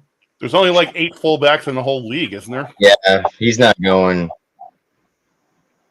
Yeah. If he wasn't from Minnesota and the good guy that he is, I don't think he's on this roster. I think that has something to do with it. I agree, Dakota. Ham is our power back. I mean, sure. If they give him the ball, like Fish was saying, like I was a little disappointed a lot of time in all goal line situations when we knew that, Madison wasn't going to get it done, that they still didn't give him an opportunity.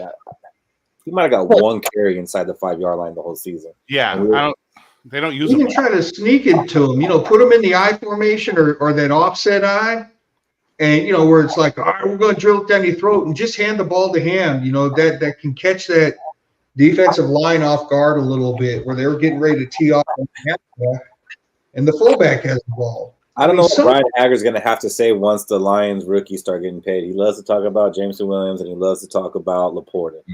Didn't Madison get the ball that one time and went backwards 2 yards? I think the coach is like, no. Yeah, I think he might have negative rushing yards inside the 5. How do you go negative? Just go 0, man. Zach, real quick, what do you think about this room? I'll give it a 4. If you let use Aaron Jones to his full potential, squeeze the little bit of juice he probably have left in him, and then mix in some Ty Chandler, give him some reps. Because is this a contract year for Ty Chandler? No, one more. 1 more year. So he wants to start getting his name out there in case we don't bring him back once the contract up. So he's gonna have to start, showing a little something. And then with CJ Ham, we gotta use him as a fullback. Send him out the backfield, let him catch. We was doing that kind of last year, but make some actual plays for him. Be creative, KOC. We know you're one of the creative coaches in the NFL. Come up with some plays for the fullback. You can see Andy Reid does it for their fullback, even though you can see the 49ers do it for their fullback. Come up with some fullback plays. It's not like we got to do it every game. Maybe just 2-3 games out of the year. Who knows? So I give it a 4. I would call Sam Darnold my favorite quarterback of the decade if that man was capable of throwing a swing pass to CJ Ham, where CJ Ham could catch the ball with his pads out in front of him and get a running start at a defensive back. Because that has been missing from our offensive repertoire for over 10 years. Yep. Like I ain't saying you gotta use him as like Mike Oslot, but shit, come up with some plays. I see all the fans in the comments are like, they're down. Like it looks like they're down on Aaron Jones. Like the last Packer we had come over here, I think he took us to the NFC Championship game. So, like, I mean, I know he's a fucking Packer, and we don't like Packers, but put the man on the field. Give Aaron Jones a chance. You'll see that this running back room is a 4 out of 5. And if you actually go watch the highlights, Aaron Jones was actually, helping the Packers get to the playoffs. Yeah, he's the reason why, in my opinion. He's the top 10 running back in the league. Still. Show me. That's all I have to say. That's why I gave him a 2. Show me. Well, you saw it last year, didn't you? No, show me on the Vikings. Show me. Yeah, there we go. All right. Be better than Madison. Maybe we can get a little more positive here with this one, guys. Justin Jefferson, obviously makes the room shine. We got Jordan Addison. We got Jalen Naylor, Tristan Jackson, and Brandon Powell. I'm still not sure who's our number 3, to be honest with you. And then we got Sherfield, who he might get in there for a few snaps on offense, but he's mostly here to be special teams. He'll probably take some of Najee's tackles and probably do a little gunning. Fish, what do you think about the room? Like, you think it's better than last year's? Yeah, absolutely. And I'm going to tell you right now, the fact that the guy who I thought was hoping would be our wide receiver 3 is 5th on the depth chart tells me everything. Finally, Jalen Naylor stayed healthy through preseason. Knock on wood. Finally, he stayed healthy. Finally, he showed he can play some football. Finally, he showed, yes, I'm the guy that was jumping up and down on his desk. I'm really starting to hate that statement. And Tristan Jackson, my God, did he have a preseason. So Brandon Powell, the guy who I was like, yeah, I want him to be our wide receiver 3, and hell, he could be our 2 if anything happens to 1 or 2. He's 5th. I love this room. I hate that I love the position group that's out on the edges where I don't feel it's as important for the long-term success of this team. But that position group right there is a 5, baby. Don't get no better. You agree, Cody? Is that a 5? 100%. I agree. It's a 5. It's a 4 when Addison is suspended. It's a 5 when he's fucking healthy. You have the best receiver in the league with Jefferson. You have a confident number 2 that could take the top off. And finally, we have Jalen Naylor. Like ever since he was drafted, we were talking to him of like, when is this guy going to be there? Why is McCardell pounding the table for this guy? And I think we just saw during the preseason why he was pounding the table. Does anybody not think that this room is better than it was last year? No, it's definitely better. And I can tell you right now, I am a big Naylor Jackson fan. I like both of them. It doesn't matter who's 3 or who's 4. I don't care. Those 2 guys. Tristan Jackson has hung around for 4 years. He's Justin Jefferson's best friend. I think he's taken him under his wing, and he's a big dude. You see those 2 guys standing next to each other? I'm telling you right now, I am not afraid of this room at all. And I was wrong. I think I gave it a C or a B or some dumb number early in the season, and I'll give it a 5 right now. I love this room. Love this room. I think you said when you gave that shit-ass grade, you were like, yeah, Jalen Naylor hasn't shown me anything. Mm-hmm. Until he does, and I agree, and he did. Nobody saved that stuff. I check. And now we're on to the tight ends, where we kept Oliver, Munt, and Muse.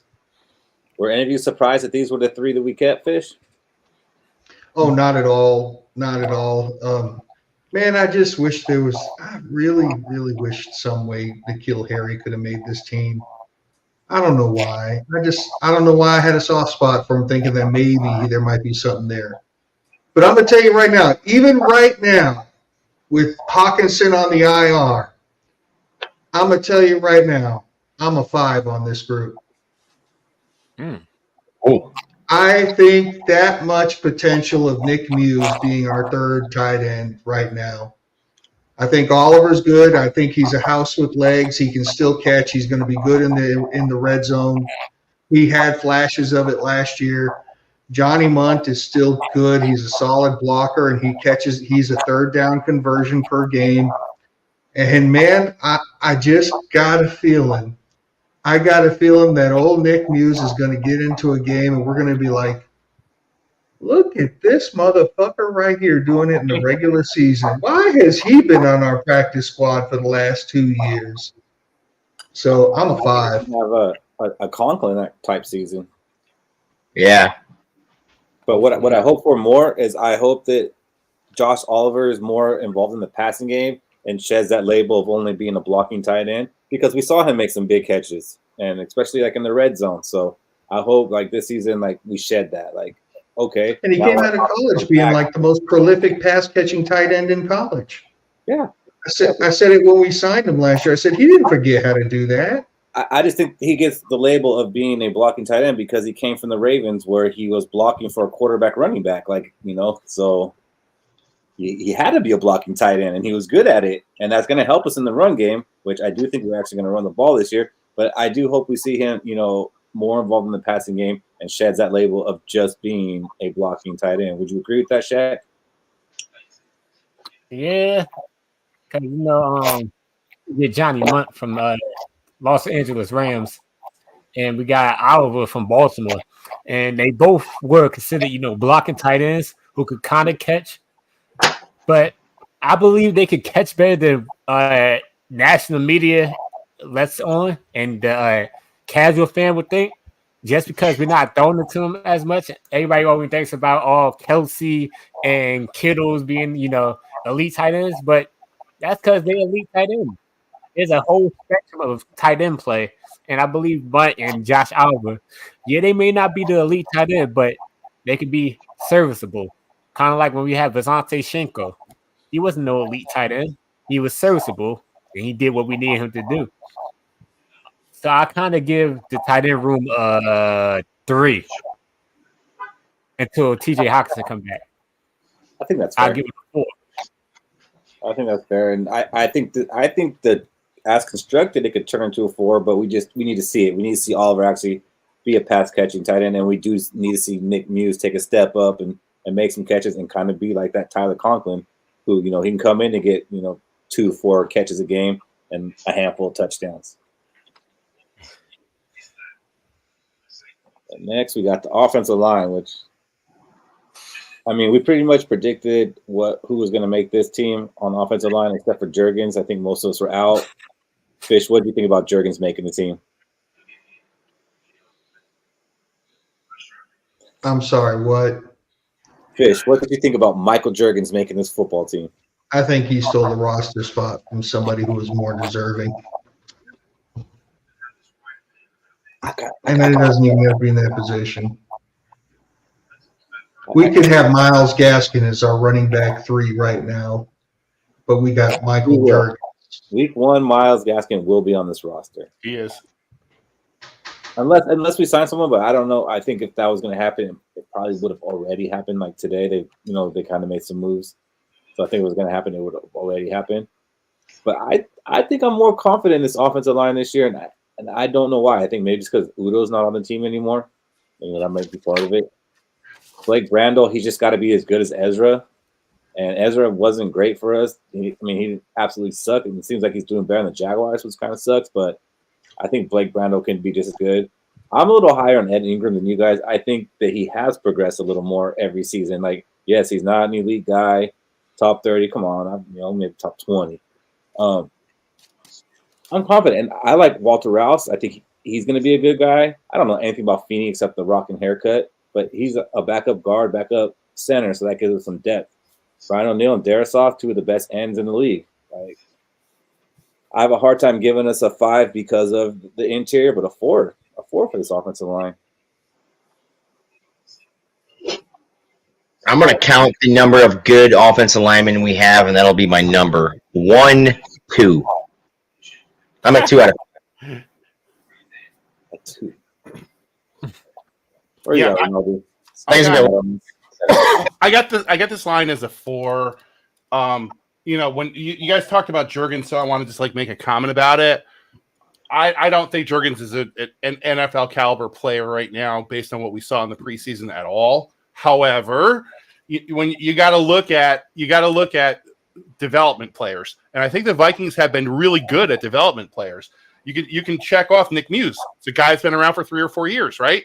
And now I think he's kind of ready to break out. Tristan Jackson's been around for 3 or 4 years. The guy's ready to break out. Jalen Naylor, ready to break out. Brandel, ready to break out. And let's not even think about Metellus. I mean, there are guys, this coaching staff has done a really good job of bringing guys along. And I think that they see that in Juergens. I think that to dismiss him because he had a bad preseason as a 5th round rookie is crazy. That's not what it's about. It's about actually bringing some of these guys along. They kept them on the roster for a reason. I definitely will say this. I thought he was going to be a practice squad guy that they keep around to develop. For whatever reason, they feel like they had to keep him around on the 53 to keep him as a development player. So I'll take that as a sign that the guy has actually got some promise and upside.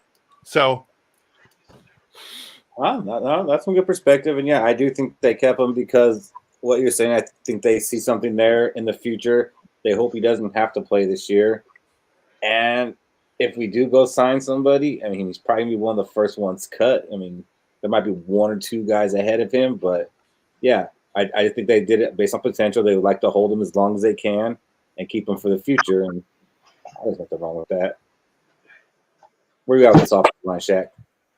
I'm gonna stick with a 3, because we kind of got Christian Darrisaw, who's entering. He should be entering that elite status of tackles. We got Brian O'Neill, who's not elite, but he's good enough to be starting, and he's better than most right tackles in the league. And then we got Garrett Bradbury, who's not as bad as we make it out to be. We kind of pull back on Garrett Bradbury because his first 2 seasons, and even a little bit of his 3rd season, kind of kept getting blown up. But he actually progressed and, started being a better center for us. And we're not even paying him that much. And we got depth. So that's what's really holding me at a 3. I want to say 2, but we actually got better depth. And they're young guys, too. Like Walter Rouse showed something. Juergens really didn't show nothing, but we could keep him on the team and then hopefully develop him. Because David Quesenberry, I'm pretty sure he wasn't a high draft pick coming out of college, and he's kind of old, but he learned some things or two, and then he eventually became a serviceable tackle guard.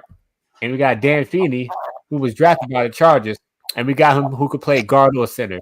Not saying he's going to be elite for us, but he provides better depth. So I'm sticking with a 3. All right, that's cool. And Brian Hager keeps talking about Vidarian Lowe being a starter for the Patriots. He wouldn't be a starter here. No, he would not. The fucking Patriots. Yeah. And One of the worst offensive lines in the league. Right, and we have 2 of the best tackles in the league. So, yeah, I mean, that's kind of a nothing burger. Plus, we traded him for a 6th-round pick, and that 6th-round pick, we used that with our 2nd-round pick to get the 1st from the Texans. So, we turned Vidarian Lowe into Dallas Turner. Yeah. Cool with me.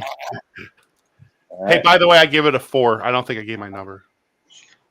I didn't give a number either, and I'm we're afraid. fairly confident in this offensive line except for Cody. Surprise, surprise. All right, I'm counting 5 offensive linemen. We're rating this out of 5. I only see 2 good ones on this team.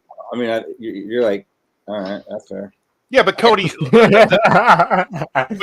thing is that they've got depth. They have depth they didn't have last year. Look at that depth. I'm just looking at look. We've been trying to band-aid the guard position for the past 15 years and still haven't figured it out. I've watched it every year. I don't disagree, but depth matters, and this team is deeper than it was last year, bro. Yeah, so we'll take a guy that sucks, put another guy that sucks in there, and we'll band-aid it. Sucks is a bad word. Depth doesn't matter if the starters are mediocre at best. I mean, look at our QB room. You could say we've got depth there because we've got backup quarterbacks in case the starter goes down, but unfortunately the starter is a backup quarterback. The interior offensive line reminds me of National Lampoon's Vegas Vacation when he's sticking gum in the Hoover Dam on the holes and it's just like squirting out everywhere. Like that's what I look at our offensive line like. I think higher Bradbury than Cody does, which is why I'm to be a Super Bowl contender, I would agree with that. But if they're around and there's injuries, these guys are going to play, and they're going to play fine. Depth matters. I don't care what you say. Depth matters. It was injuries from last year, but another thing we didn't bring up, continuity. They have another year in the same offense under the same system. All they really got to do is work on communication, and hopefully they get it going, I'll say, before the middle of the season. Once they get the communication going for stunts, they could be a good offensive line. They wasn't terrible last year. They already are good. They're good. They're not great. Now, to maybe one of the strongest positions on this team.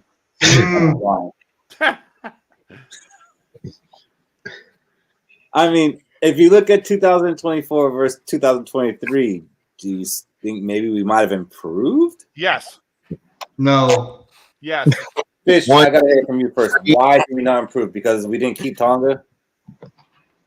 That's part of it. That failed. And, I mean, yeah.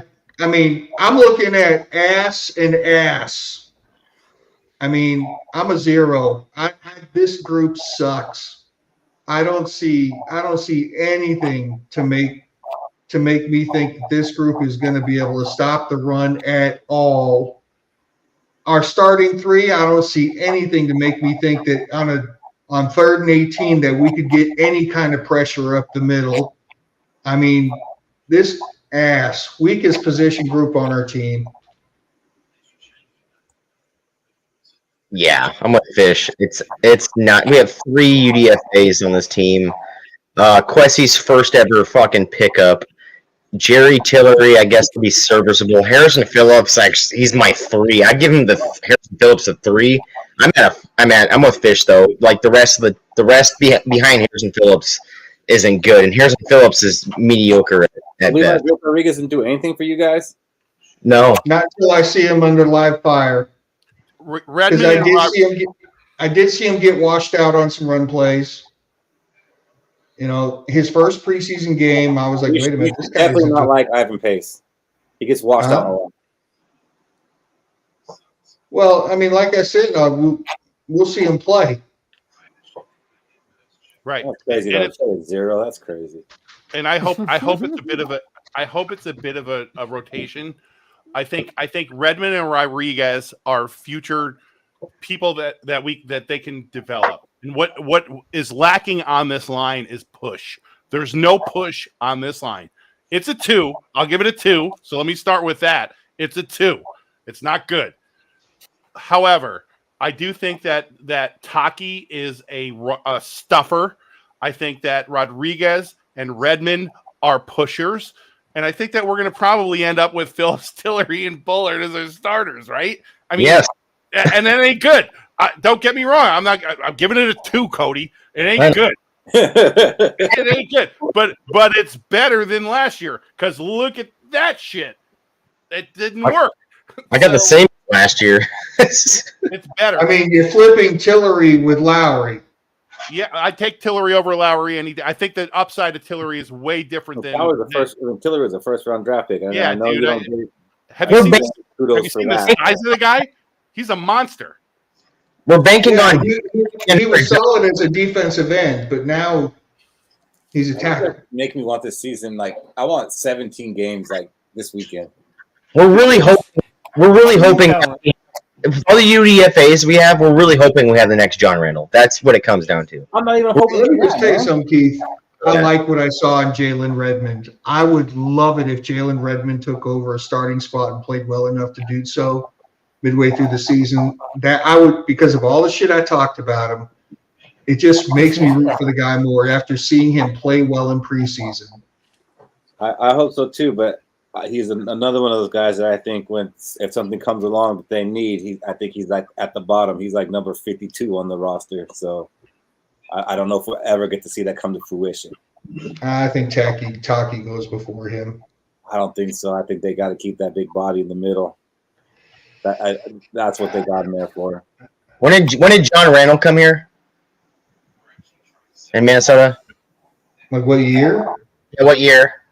90 or 91. 93, 91. So 33 years.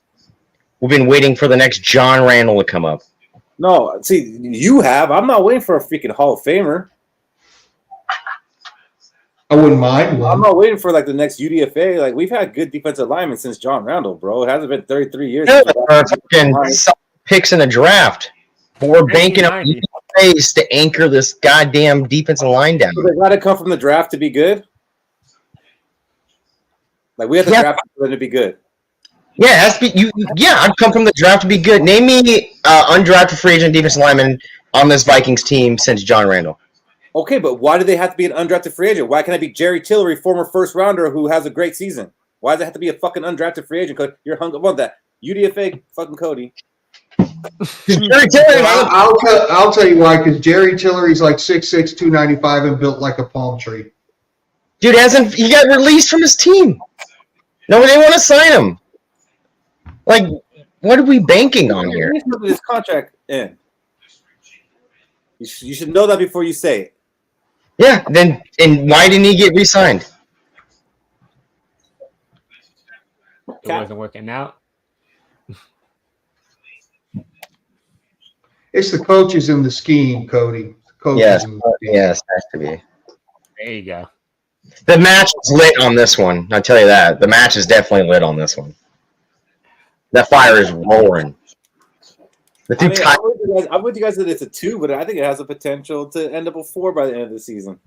I love that. I don't disagree with that. I hope so. It could also end up a 1. So I don't It could disagree also with be that. a negative number. That's why I'm at.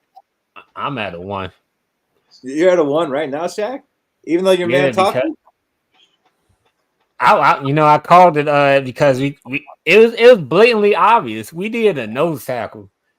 If we know we need a nose tackle, the whole NFL knows we need a nose tackle. Because with a 3-4 or 4-3 defense, you need somebody in the trenches who's going to be doubling and helping the linebackers get to the quarterback and stop the runs.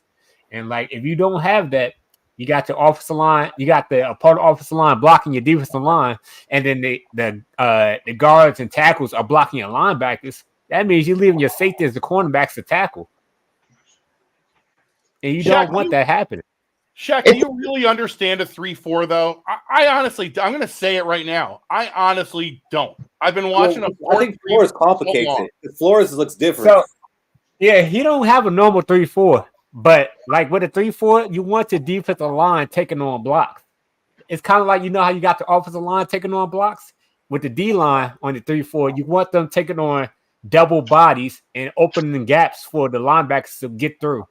And the linebackers, and then whoever you sit on blitz to make plays, they basically supposed to be taking on blockers and opening lanes for our other 8 positions. What they start Cocky and they put him in the middle just to be that space eater. Then you got Harrison Phillips going, to the side like his normal position, and Bullard or Tillery, probably Bullard. I think that makes a much better line than we have. Like I think Talkie's going to eat blocks. He's not going to. He's going to. Robbie will hate him because he's going to have like 8 tackles for the season, but he's going to be a block eater. Right. And then Phillips gets to go to his natural position, and then throw in Bullard or maybe even Levi Drake Randall. You know what I mean, Cody? There you go. Oh no! I mean, the league is a passing league. They're running the ball less and less and less, and we're still bad at stopping the run. End of the day. Okay, but how many players on this team were on this team last year? Like, and you're already fucking doubting them. We're still bad at it. On the ball. 2 of these guys were on the team last year, or ever. We're still bad at it, and they run the ball less. It's a passing. Great point. 2 of these guys were on the team last year, and we're still fucking bad at it, Cody. How do you know? 100%. You got to keep the same grade as last year because you haven't seen these guys play. You haven't seen them play. So how can you say they're bad? Because I'm giving the same grade as I gave it last year because I haven't seen them play. It's the fucking same team. It's not the same team. It's a totally different team. Okay. It was higher during the year. But right now, it's the same fucking team. We haven't seen them play in the season. So why are you going to give a higher grade than last year when you haven't seen higher grade? I didn't say higher grade, but you can't say they're shit. You don't know. They're shit just like last year until I know. Until you know. Until I know. They're still shit, though, right now. Mm-hmm. Well, then I guess our edges are shit because only one of these guys was on the team last year. They're all shit. This is a shit ass off edge. Outside linebacker, Cody. Yeah, I'll give it shit till I know. Dumpster fire, right? Light the match. Light the match lit. I'll tell Yeah, you're not until I know. Until I know. What's not saying Dallas Turner's a fucking bust? I wonder if the Buffalo Bills fans are saying the same thing about Scene that y'all are saying about Tillery right now. No, because Scene has one tackle in 3 years, so Tillery's got a little bit more than that. Yeah, fair. That's a first-round cast off. What's not saying Jonathan Greenard's a fucking is not good either. Like the Texans got rid of him, right? And they even traded with us so we can get Dallas Turner. Oh, they traded him to us? No. We got Jonathan Greenard from the Texans, right? But they traded us on draft night, correct? No. For us to get Dallas Turner. Maybe he was behind Greenard or whoever they picked up they knew was better than Greenard. It was really close to a trade. They signed Hunter about the same time we signed Grenard. I mean, Yeah. close. No, he signed to say that we traded draft night to get Dallas Turner with Houston. That's not the case. We got that pick from them like a month before the draft. We got it before a month. Texas knew they were getting rid of Greenard because maybe they thought he wasn't that good.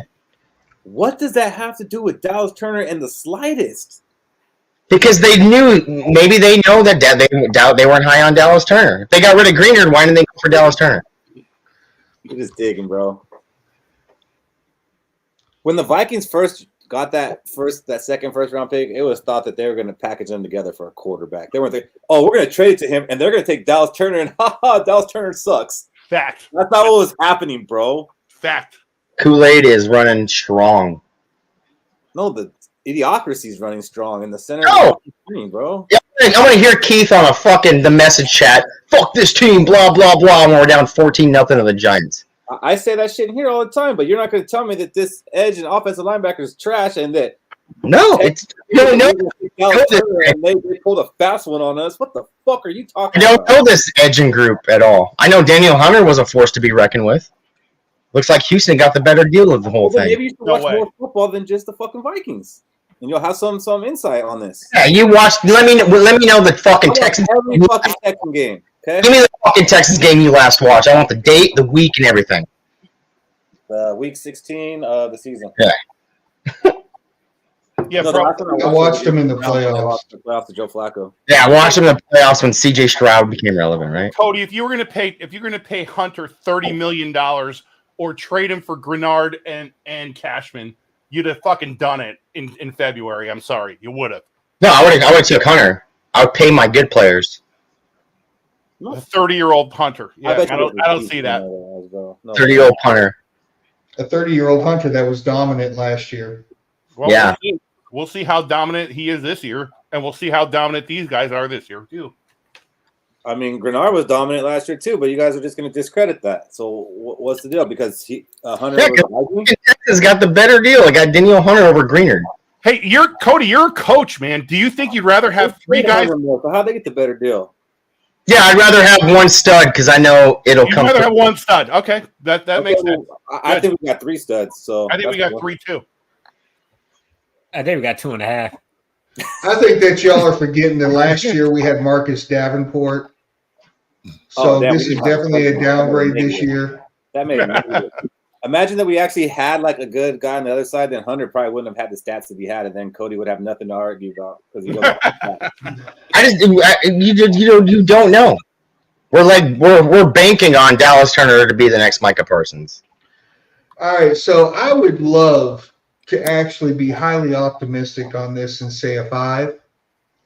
But inexplicably, this damn team decided for some reason that they need – I think Patrick Jones has a picture of either Cam or KOC with a goat because there's no reason that this do-nothing player who hasn't done nothing in the years that he's been with us should be here and Bo Richter should be on the practice squad.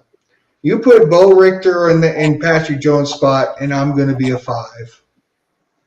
As it is, I'm a 4. And that's totally fair, and that's a respectable grade. I agree with you on the Patrick Jones thing. I don't know what it is. I haven't seen anything from him that shows that he should still be on this roster. But And I really like the fact that Ward is on. I said it when I saw his size. He's bigger than our defensive tackles, man. He might be there just to set the edge. Which is what Patrick Jones is there for too. He does set the edge well. He does not get any push on edges at all. So you're saying in obvious running plays, they're going to be our outside linebackers most likely, Ronaldo? Yeah, I do. Yep. I forgot what the bet was, but Cody, I think you might owe him $25. That's fine. Just let me know what it is so I can remember. Yeah, Robbie, what was that bet? I do remember because like you guys trying to do $100. I was like, why don't you just do like 25? Oh, who's going to start? Dallas Turner or JJ McCarthy? Yeah. But injury, it's a push, right? Is it a push now? I don't know what it was it? Yeah, it was. Who touched the field first, JJ McCarthy or? Nobody touched the field yet. I think I was down in my. Yeah, it was. It was based off. It was based off the coin flip, and whether or not we received the ball. Oh, okay. Basically, that's what I betted on. I do think that JJ McCarthy was closer to starting than the Vikings let on. Yeah, I completely agree with that. I'm going to 4. I'm going to agree with Fish. I mean, I actually feel like it's going to be closer to a 5. Like, I think those top 3 players, like, that's solid. Like, I don't know how many sacks I see right there, but I see a lot, and I think it's solid. It's better than we've had in a while. Like, we've had Danielle Hunter and then have to find somebody else to put on the other side, and now we got guys I think they're going to be playing together for a while, for a few years, and I'm happy about it. Bernard, he had only 4 less sacks than Hunter had last year, so I mean, to say that Hunter's dominant and Grenard's trash, I'm not going to buy that. Dallas Turner, I'm not expecting Michael Parsons this year or anything like that, but I do think he's probably going to be one of the best rookie defensive players, and I'll take that. And Van Ginkel, he's one of the best pass rushers. He just wasn't asked to do it a lot. He's going to be asked to do it a lot. What do you think, Shaq? I'll give this edge room a 4 because we got, established pass rushes and John Grenard and Andrew Van Ginkel. We're not relying on a DJ Wonnum type pass rush opposite a pass rusher we had in Danielle Hunter. So we got more depth. I know you guys don't in the chat don't like that, but we got better depth at the pass rush position. And then we got Dallas Turner, a rookie, not just a late round, 3rd round rookie that we used to drafting. We got a potential game changer in Dallas Turner at the edge position for cheap. So, why not enjoy what we have right now? Then we got Patrick Jones and Jihad Ward as rotational players. If we could just get all rotating, keep them fresh, and then, if one of them do get hurt, we got Bo Richter, who's on the practice squad, Gabriel Murphy, who could come back, and it's not like we dependent on them, but, it's better than what we had last year. And then if you look at the league, I'm pretty sure not a lot of teams even have a 1 pass rusher on their team. So, 2.5 pass rushes, I give it the 4. So that's probably our strongest area on defense. And I think it's stronger than last year. Definitely. Now, this group right here are inside linebackers. I think it's a wash when you look at 23 and 24. I do think that Cashman can maybe end up doing a little more than Hicks, but that's not like a guarantee. Pace, we're hoping he steps up and does a little more. I'm not confident in that. Rugar Hill, I never heard of him until we signed him, so I don't know.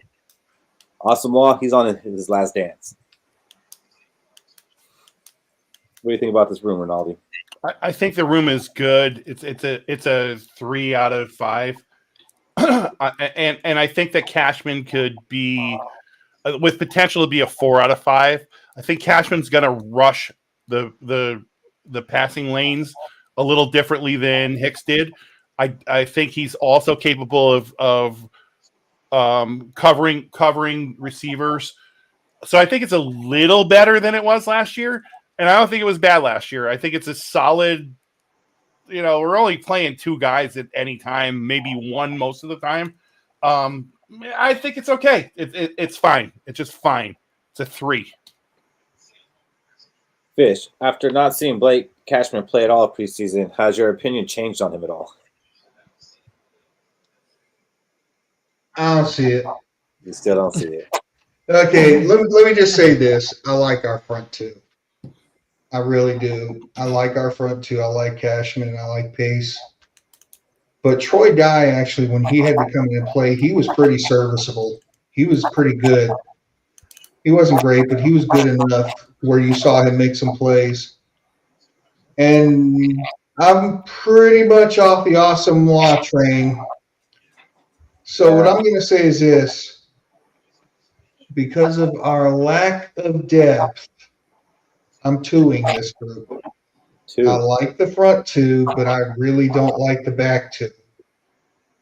They drag the score down a lot.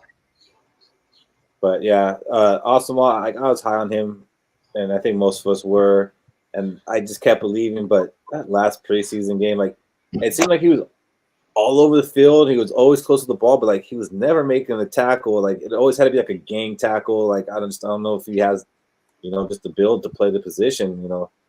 So like he was there, just he couldn't make tackles one-on-one. And that, as a linebacker, you got to be able to do that. So Cody, tell us why this is a 1. So I'm not gonna give it a 1. If I'm gonna give it a 5, you have to be up in the 49ers and Jets range for inside linebackers. That's the best in the league right now. I'm gonna give it a edge of a 4. Wow. They're definitely a top 10 inside linebacking defense. I think. I really do think. Are they better than the Jets and Niners? No. Are they tied with, let's say, the Browns? Yes, and the Browns have a really good inside linebacker core too. But right now, the standard, if you want to give them a 5, you have to be at the level of the Jets and the Niners. End of the day. You got C.J. Mosley, and you have whoever else is from the Jets that's right there sitting in the middle. And then with the Niners, you got Fred Warner and Dre Greenyard, and you're not at 5 yet. You're sitting there. I think Ivan Pace, I need to see more growth from him. 122 tackles last year. Don't make it be because the defensive line was dog shit. That way you had to come up and stop shit. But I think they're on the cusp of being a 4. I'm going to give them a 4. Wow, I think we found Cody's soft spot. Wow. It's a good defense. It's realistic. It's facts. It's a good defense. You're already defensive. It's a good thing. I'm just saying. I think we found the one part of this team that you actually have some faith in. I think it's the best part of this team. Next to the safeties, I would say they're tied with the safeties right now. Inside linebacker. Wow. Jack, tell us why we're a 1. No, I actually have him at a 3. If Ivan Pace could continue doing what he did last year, he wasn't elite, but he wasn't out here looking like hot dog shit. Blake Cashman, from what you guys be telling me, and a little bit I did see of him, he actually can, continue where Jordan Hicks kind of left off. And he's kind of younger than Jordan Hicks. So at least I feel like we're better than we were last year because our starting linebackers is younger and they can range more. And depending on what Flores do with the defense, I believe it gives him a chance to, have them blitz. Because, not only the edges blitz, but you can have the inside linebackers blitz and confuse the offensive line. You disagree with anything there, Ronaldo, or are you pretty on board with that in the 3? Yeah, I just don't think that the inside linebackers they're important. I think they're less important in this defense. I think there's a lot of guys playing linebacker. I think Metellus plays linebacker. I think Bynum plays linebacker. I think looking at it as a group like this, I think the 2 guys are good, and that's great. But I don't think it's that high of an importance on the whole defensive scheme. As in a silo, I just don't see it. I think it's important in a 3-4 because you have 2 inside linebackers on the field at all times. But there's seldom 2 inside linebackers on the field. There's often 1, dude. Brian Peterson, I need you to jump on this call because you're laughing, and if you're laughing, I actually need to hear that laugh. Yeah. Oh, the Niners have Devondre Campbell also, so that's the tier for me to 5. I mean, you didn't have to justify. I mean, you do have to justify, but even give us that. I don't think they're close to being a top 10 linebacker. PFF has them in the top 10. But I mean, yeah, I'm probably actually at a 2. This one I'm kind of down on because like I do believe in Cashman. I like the story about Pace. Like I do have some belief there, but I just saw too many times where, like Fish said about Drake Rodriguez getting washed out. I see Pace getting washed out a lot. I see him overshooting, over pursuing a lot. Like he makes some plays, but he misses a lot of plays too. Like I would like to see him get more consistent. If he does that, him and Cashman could turn this into a 4. But I need to see it, Cody. I agree. Down. A little rubbing off. Let me rub some more here. I don't know. No. I got enough negativity. I'm just storing it away. I got it in a box. I'm gonna break it out in about a week. I haven't hung up the decorations yet. It's gonna get negative here for sure. 100%. Cornerback. Take a look at the list. I don't know, man.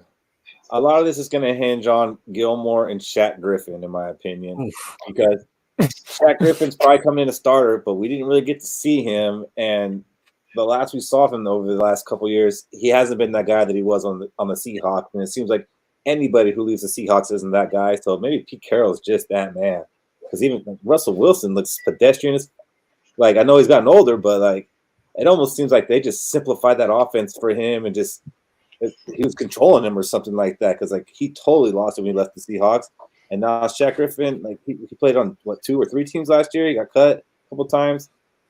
I don't know, man. Like, and we don't want to see a Caleb Evans starting, but I do think us signing Stephon Gilmore is actually going to help a Caleb Evans because I think we've been judging a Caleb Evans like he's a first rounder and he's been a freaking bust, but he's not. He was a 4th round draft pick that was forced to start. And so he looked good a couple of games, and then he didn't. And they're like, this guy sucks. He's a bust. He was a 4th round pick. I think getting to play behind Gilmore is going to help him a lot, and that might help us in the future. But as of right now, I think we're 2. I mean, missing Mekhi Blackman's big to me. Would you get that, Ronaldo, or you got a different take? I think that this group is, again, a Moneyball group. I don't think that there's any star on this team. I think there are a bunch of C+ to B players at best at this point in their career. And at the end of the day, I think that you go with who's hot and who's not. However, I know we've overused this term a lot today. It's about scheme. Can you scheme around this quarterback? Can you scheme around this cornerback team? I think you can. I think if our edges are as good as I think they are, and as much as it matters to actually get those guys in there. I mean, I know Cody is like a cornerback guy. However, I don't think you need a shutdown corner in this defense. I think you need to get pressure on the quarterback. And I think that this team will get pressure on the quarterback. It's going to happen. So I think that if you have wily veterans and they know how to play their position and they don't get out of position and they know what's going on and they should, I think that this group is a 3. I think it's better than we think it is. I think it's a 3. Cody, our cornerback, man, what do you think about this group? So this is the reason I think I'm going to lose the $100 bet with Brian Hager on the top 10 defense. I mean, man, in such a short little time, we had so much turnover. Like, I was loving Mekhi Blackman, Kyrie Jackson on this team. I didn't really care about even adding Stephon Gilmore because I thought the cornerbacks were already locked in and ready to go. I think adding Gilmore was like, it was like, oh man, we were so bad. Put a fucking little Band-Aid on it, and like hopefully it sticks. Like I'm at a 2. I think Gilmore will be serviceable. I think he'll be an all right corner. I just think with the blitzes that Flo is going to be putting on there, and what I think with the edges that we have, I haven't seen them actually go to town, do their thing.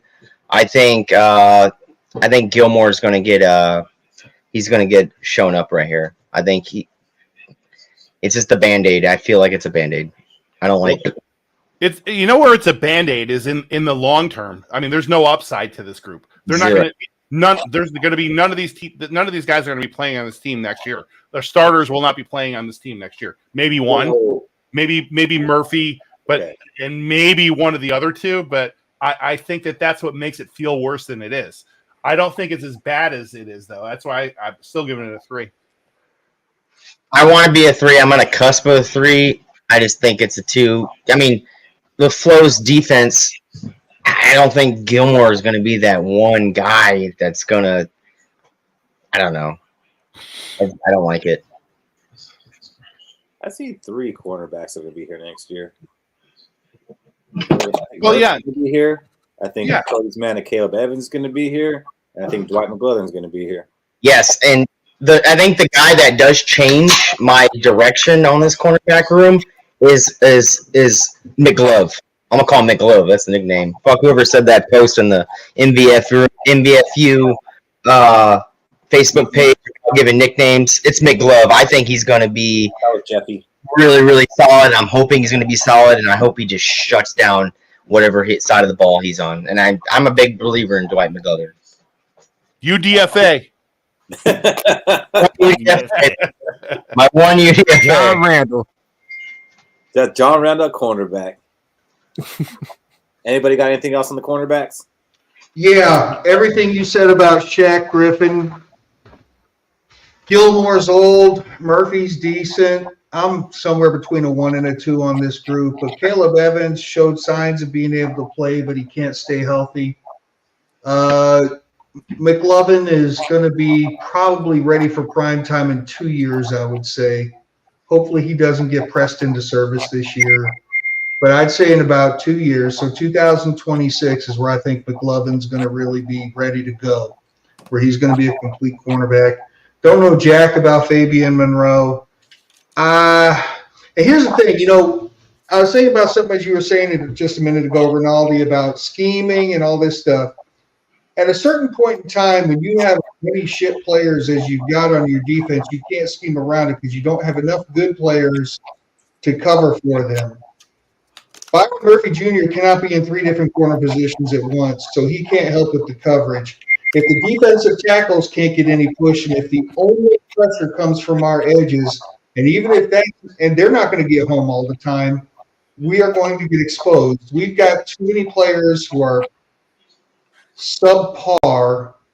They can't carry enough water. At least 5 of them, I would say, on this defense are going to be like, where the other 6 are going to be struggling to carry the whole load. Just saying. No, you're right. You're not wrong about that too. I think that scheme can get figured out, right? I think that's what happened to us last year. I think that they had a scheme that that worked for a while on defense, and then it got figured out, and they started getting their ass kicked, right? So I don't disagree with you on the scheme idea. I don't think it's always going to be a win, and it's not going to stay the same scheme all year long, and it better not. I also think that because they're deeper at a lot of position groups, like what we're going through right now, that Moneyball thing that I'm talking about, that you can use that as a screwball to the scheme. You throw a fly in the ointment, man. So I do think that there's enough. Now, you talked about that Fabian Moreau guy. I'm not saying this guy's great. I am saying that he's been an NFL starter. If you look at his numbers, I'm not saying he's like, oh my God, he's a PFF guy or he's a great player, but he started a lot of NFL. He's an NFL caliber player, and that dude's gonna be able to come in if needed when somebody goes down. Because guess what? Somebody's going down. It happens every year. It's a deeper cornerback room. It just is. And what I'm trying to say is, if we had, say, 3 people who are not that great on our defense, you could scheme to cover because you've got 8 guys that are good. They could cover enough ground to be able to make the other 3 people not hurt as bad. What I'm seeing right now from our starters is that we've got a problem with 5 of them, and that's just too much surface area to try to cover with the 6 who are good. I think you have a question with the 5. I don't think that you know what they are. There's only 4 or 5 guys that are the starters from last year. We haven't seen anybody from this team play on a first-string defense. You don't know what we got, and I think one of the things that I do know is that in the against the Browns in the one-on-one stuff, they looked fucking good, dude. This defense looked okay.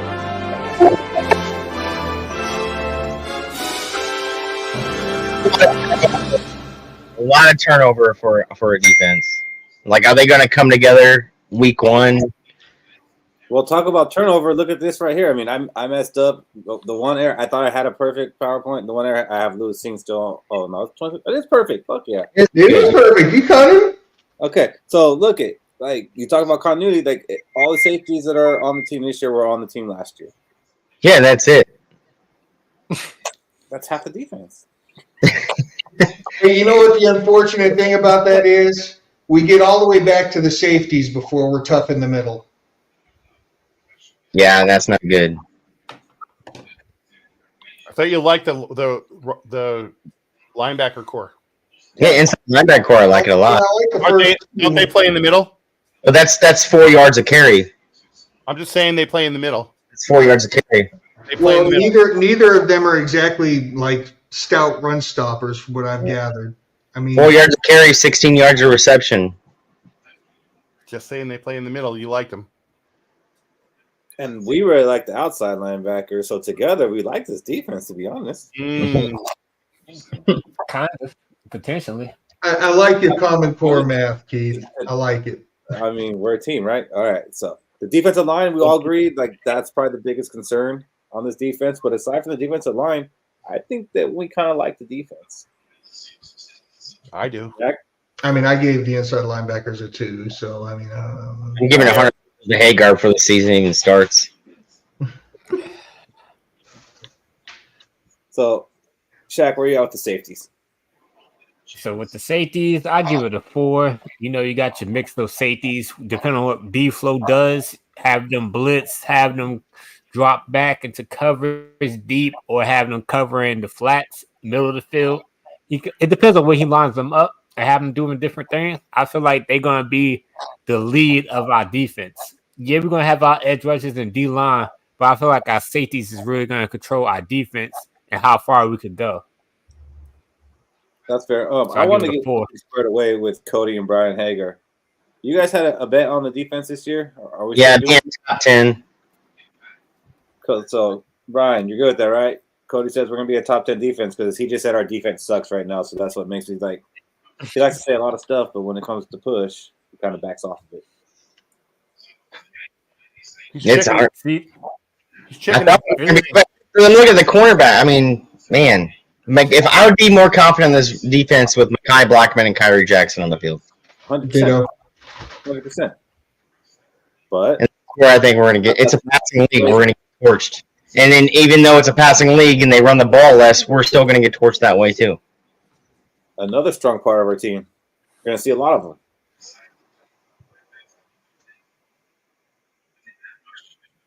Five. Well, Cody just jinxed our kicker. Yeah, I don't think there's much to talk here. I mean, I think we all believe that Ricard's going to be better than Greg Joseph. Ryan Wright looked fixed in preseason, and DePaula's DePaula. He's a long snapper. He's a good one. Not much to see here. So this is our 53-man roster. Woo! It's exciting. But like Robbie just said, be excited for football. Just don't be excited for our football. That's awesome. I am. I don't know. I mean, I'm going to get negative, but I am. I'm excited right now. Where we're at today, you know what? 10, 11 days from our first game, I'm excited. I'm excited to see what our team looks like without Kirk Cousins. I'm still excited. I'm excited. If Kirk Cousins was a quarterback with everything else the same, I'd be very negative right now, probably. I would. I would think we'd stand a better chance of success than we are right now. I'm just excited to see what football looks like without him under center. Great. We saw it in 2017. It was pretty great. I'm just excited for a new page. Like it's literally a new whole page besides the offense, right? Like, I mean, you could even say it's a new page with the offense because we don't have Hawkins on the field. We don't got Addison potentially. Like, it could be a new page coming into the year in offense too. This is a whole new team. 98%. Robbie says our kicker's going to be 98% this year. I'll take it. I'm going to go 100%. I mean, I was thinking I was going to make that a hot take, but I'm not going to do that. I'm not going to put that. Yeah, I'd rather go 100%. So that's a 53. That's 54. This is our practice squad. So let's spend about 30 minutes on this and then move on. This is our practice squad. But I think the biggest thing about this until today, all the guys on our practice squad were guys that were with us all off season. So like we didn't really go out and look for other guys. We try to keep these guys together because Cody likes the continuity of that. So I mean, we should feel good about that. And I see a lot of names on here that were names that we actually talked about all off season, like Dallas Gant, Bo Richter. I'm happy Bo Richter's there. I think he's going to get a call up at some point. I think you're going to see Gasson get called up. I don't know. It's practice squad. But the thing about practice squad is they used to be tackling dummies, and they're not anymore. It's kind of like, the NFL's farm system. And I think the NFL for a long time has been trying to have that farm system or minor league thing. And like sometimes I'd say, like the XFL or UFL, like it should be the minor leagues. And that just hasn't happened. So I think every team now, the way that they keep changing the rules for the practice squad to make it more valuable, that's kind of becoming like their minor leagues, and they call up guys for games and stuff like that, and they make the rosters. And I just think it's going to become more developed like that. So it's good to have good guys on your practice squad now, not just tackling dummies. I would love to see it if you could just have a 22-man practice squad where you could have a full offense and defense to actually have something to practice against. That's that too. I mean, I really don't know how they use practice squad players in the practice. Maybe they just get water. I don't know. I really don't know how they use them, but I know that they're more involved in the actual roster now than they ever have been. And you might get to see N'Keal Harry up on that 53 at some point. Fish, like you might. How about Samus Reyes, man? 5,000 miles away from home on the bottom side of the planet. There he is on our practice squad. And I don't even remember seeing him in a preseason game. He's a freebie. Yeah, and it gets with Bo Richter. Maybe, I mean, I hope to God the edges outside linebacker core is legit solid, and because Bo Richter is solid. Like if you have a solid team, you're not keeping Bo Richter. Or you know what I'm saying? So like they're kind of on the cusp too of the fence.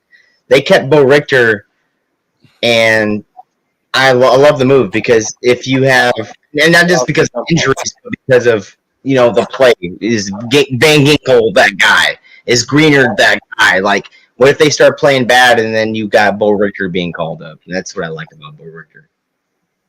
I was kind of hoping that Kevin Rosner would jump on because he made a post about Xavier Scott actually. He said a lot of good things, but I didn't save it. But apparently he plays multi-position, could be a weapon in the future. But like Fish was saying, N'Keal Harry, I'm kind of happy that we did keep him because they are trying to turn him into a tight end, and that wasn't going to happen just in one offseason. So now that he gets to stay with us, we get to keep developing that. And he is a former first-round pick, and the guy does have hands, and he is a big body. Like he could be a freaking red zone threat for sure. Like he could be what we were hoping Irv Smith would become, right? Yeah. So that kind of that hybrid where it's like having a receiver. Yeah. Well, between the active roster and the practice squad, we have 6 tight ends. Yeah. 7 actually, right? If you count Hawk, right? And Hawk, yeah. Yeah. Yep, 7. Fish, you're 22 man, baby. 22 I feel like I knew you were good at math, but now I'm convinced you're good at math. Dakota, we're going to do our final predictions next week. So there's one more thing that I just kind of wanted to go through real quick. But first, I'm going to let Rosner tell us a little bit about Xavier Scott. There he is. Look, kid. Hey. What's up? Yeah, what's up? Well, I wanted you to kind of you made that post about Xavier Scott, so I kind of just wanted to you get our hopes up on the practice squad. I mean, don't get hopes too much, but like his 20-yard shuttle was like 4.1, so he's real shifty. Like I compared him to like a Taysom Hill. Is that his name from the Saints? They used him a lot at UMass. I mean, he'd line up a running back and motion out to the X. He'd line up at the X and motion to the fullback spot and lead block at the snap. They use him a lot of different ways. Toss plays, mean, he's not the greatest route runner, but he's solid. He has really nice hands. He's just kind of like a gadget kind of guy that could be useful for like when we used Jalen Reagor. Yeah. Kind of the crap we did with him or tried to do with him. Are you happy with the 53? Considering what we had to work with? Yeah, I'm pretty happy with it. We kept the right guys, you think, for the most part? I think so, especially with like, who's the guy from Oregon, the defensive tackle? Taki? Yeah. He eats up blocks, man. I mean, at first you look at him and say, oh, he's only 6'1", but he's 6'1", 330 and can kind of move. Nobody's getting under him and moving him out, so. Let's go around him. Well, Florida's system, he wants those guys to eat up blocks to free up pace. And that's what he can do, right? Yeah. Hopefully. All right, so I want to go ahead. I'm going to save the draft talk for next week with last three. So what I want to do is go ahead and do our hot takes. You want to stick around for that, Kevin? Yeah. All right. So we're going to go ahead and do the hot takes. I'm going to start with you, Rinaldi. What's your hot take? Oh, hot take, man. I hate when I go first. Okay, hot take is that the cornerback room is going to be way better than anybody thinks it is. I think the cornerback room is going to play sufficiently enough to keep us as a top 15 defense. Okay. I hope so. That's going to be hard to quantify, but I guess we'll know when we see it. I need that $100. I have a $100 bet, and Mr. Hagar will not take it.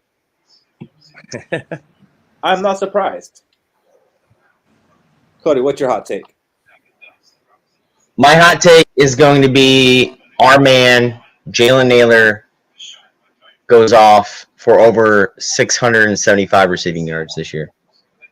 Very specific, 675. I think that'd be pretty good for a wide receiver 3. What do you got, Shaq? Shit. I done made so many predictions, I can't even think of one. Fuck it. We're gonna rush for at least 1,500 yards this year. I don't know if anybody made a rushing prediction. That ain't hot though. They rushed for 1,600 last year. We did? Yeah. All right, I'll go with 1,800. There you go. That's kind of close to what I was going to go with, so I'll go ahead and say mine. A lot of people think that we're not going to run the ball again, even though we picked up Aaron Jones and stuff, even though we have Sam Darnold as our quarterback. They think we're not going to run a lot. Last year, I think we were 27th or 28th in rush attempts. I think this year, the Vikings are going to be top 10 in rush attempts. And what makes that hard is a lot of teams that are in the top 10 for rush attempts have a running quarterback. I love it. That's a hot take. That's good. It's going to make it very tough. I wanted to say like top 12 just to give me a little wiggle room, but nah, I'm going to go with it. I think the Vikings are going to be top 10 in rushing attempts next year or this year now. What do you got, Fish? The first sack of the season recorded by the Minnesota Vikings will be by a defensive back. Oh, I love it. Dude, Fish sounds like the best one, so I can tell Fish thinks about it. All right. What do you got, Kevin? We're going to lead the league in sacks this year. Oh, number one. I believe it. I honestly believe it. I think we're gonna play a Florida style defense this year. I don't think he had the pieces to do it last year. I think we're closer to having it. So yeah, man, I can get with that. I think we have one of the best edge groups in the NFL. So sure, definitely, we got a lot of speed at linebacker.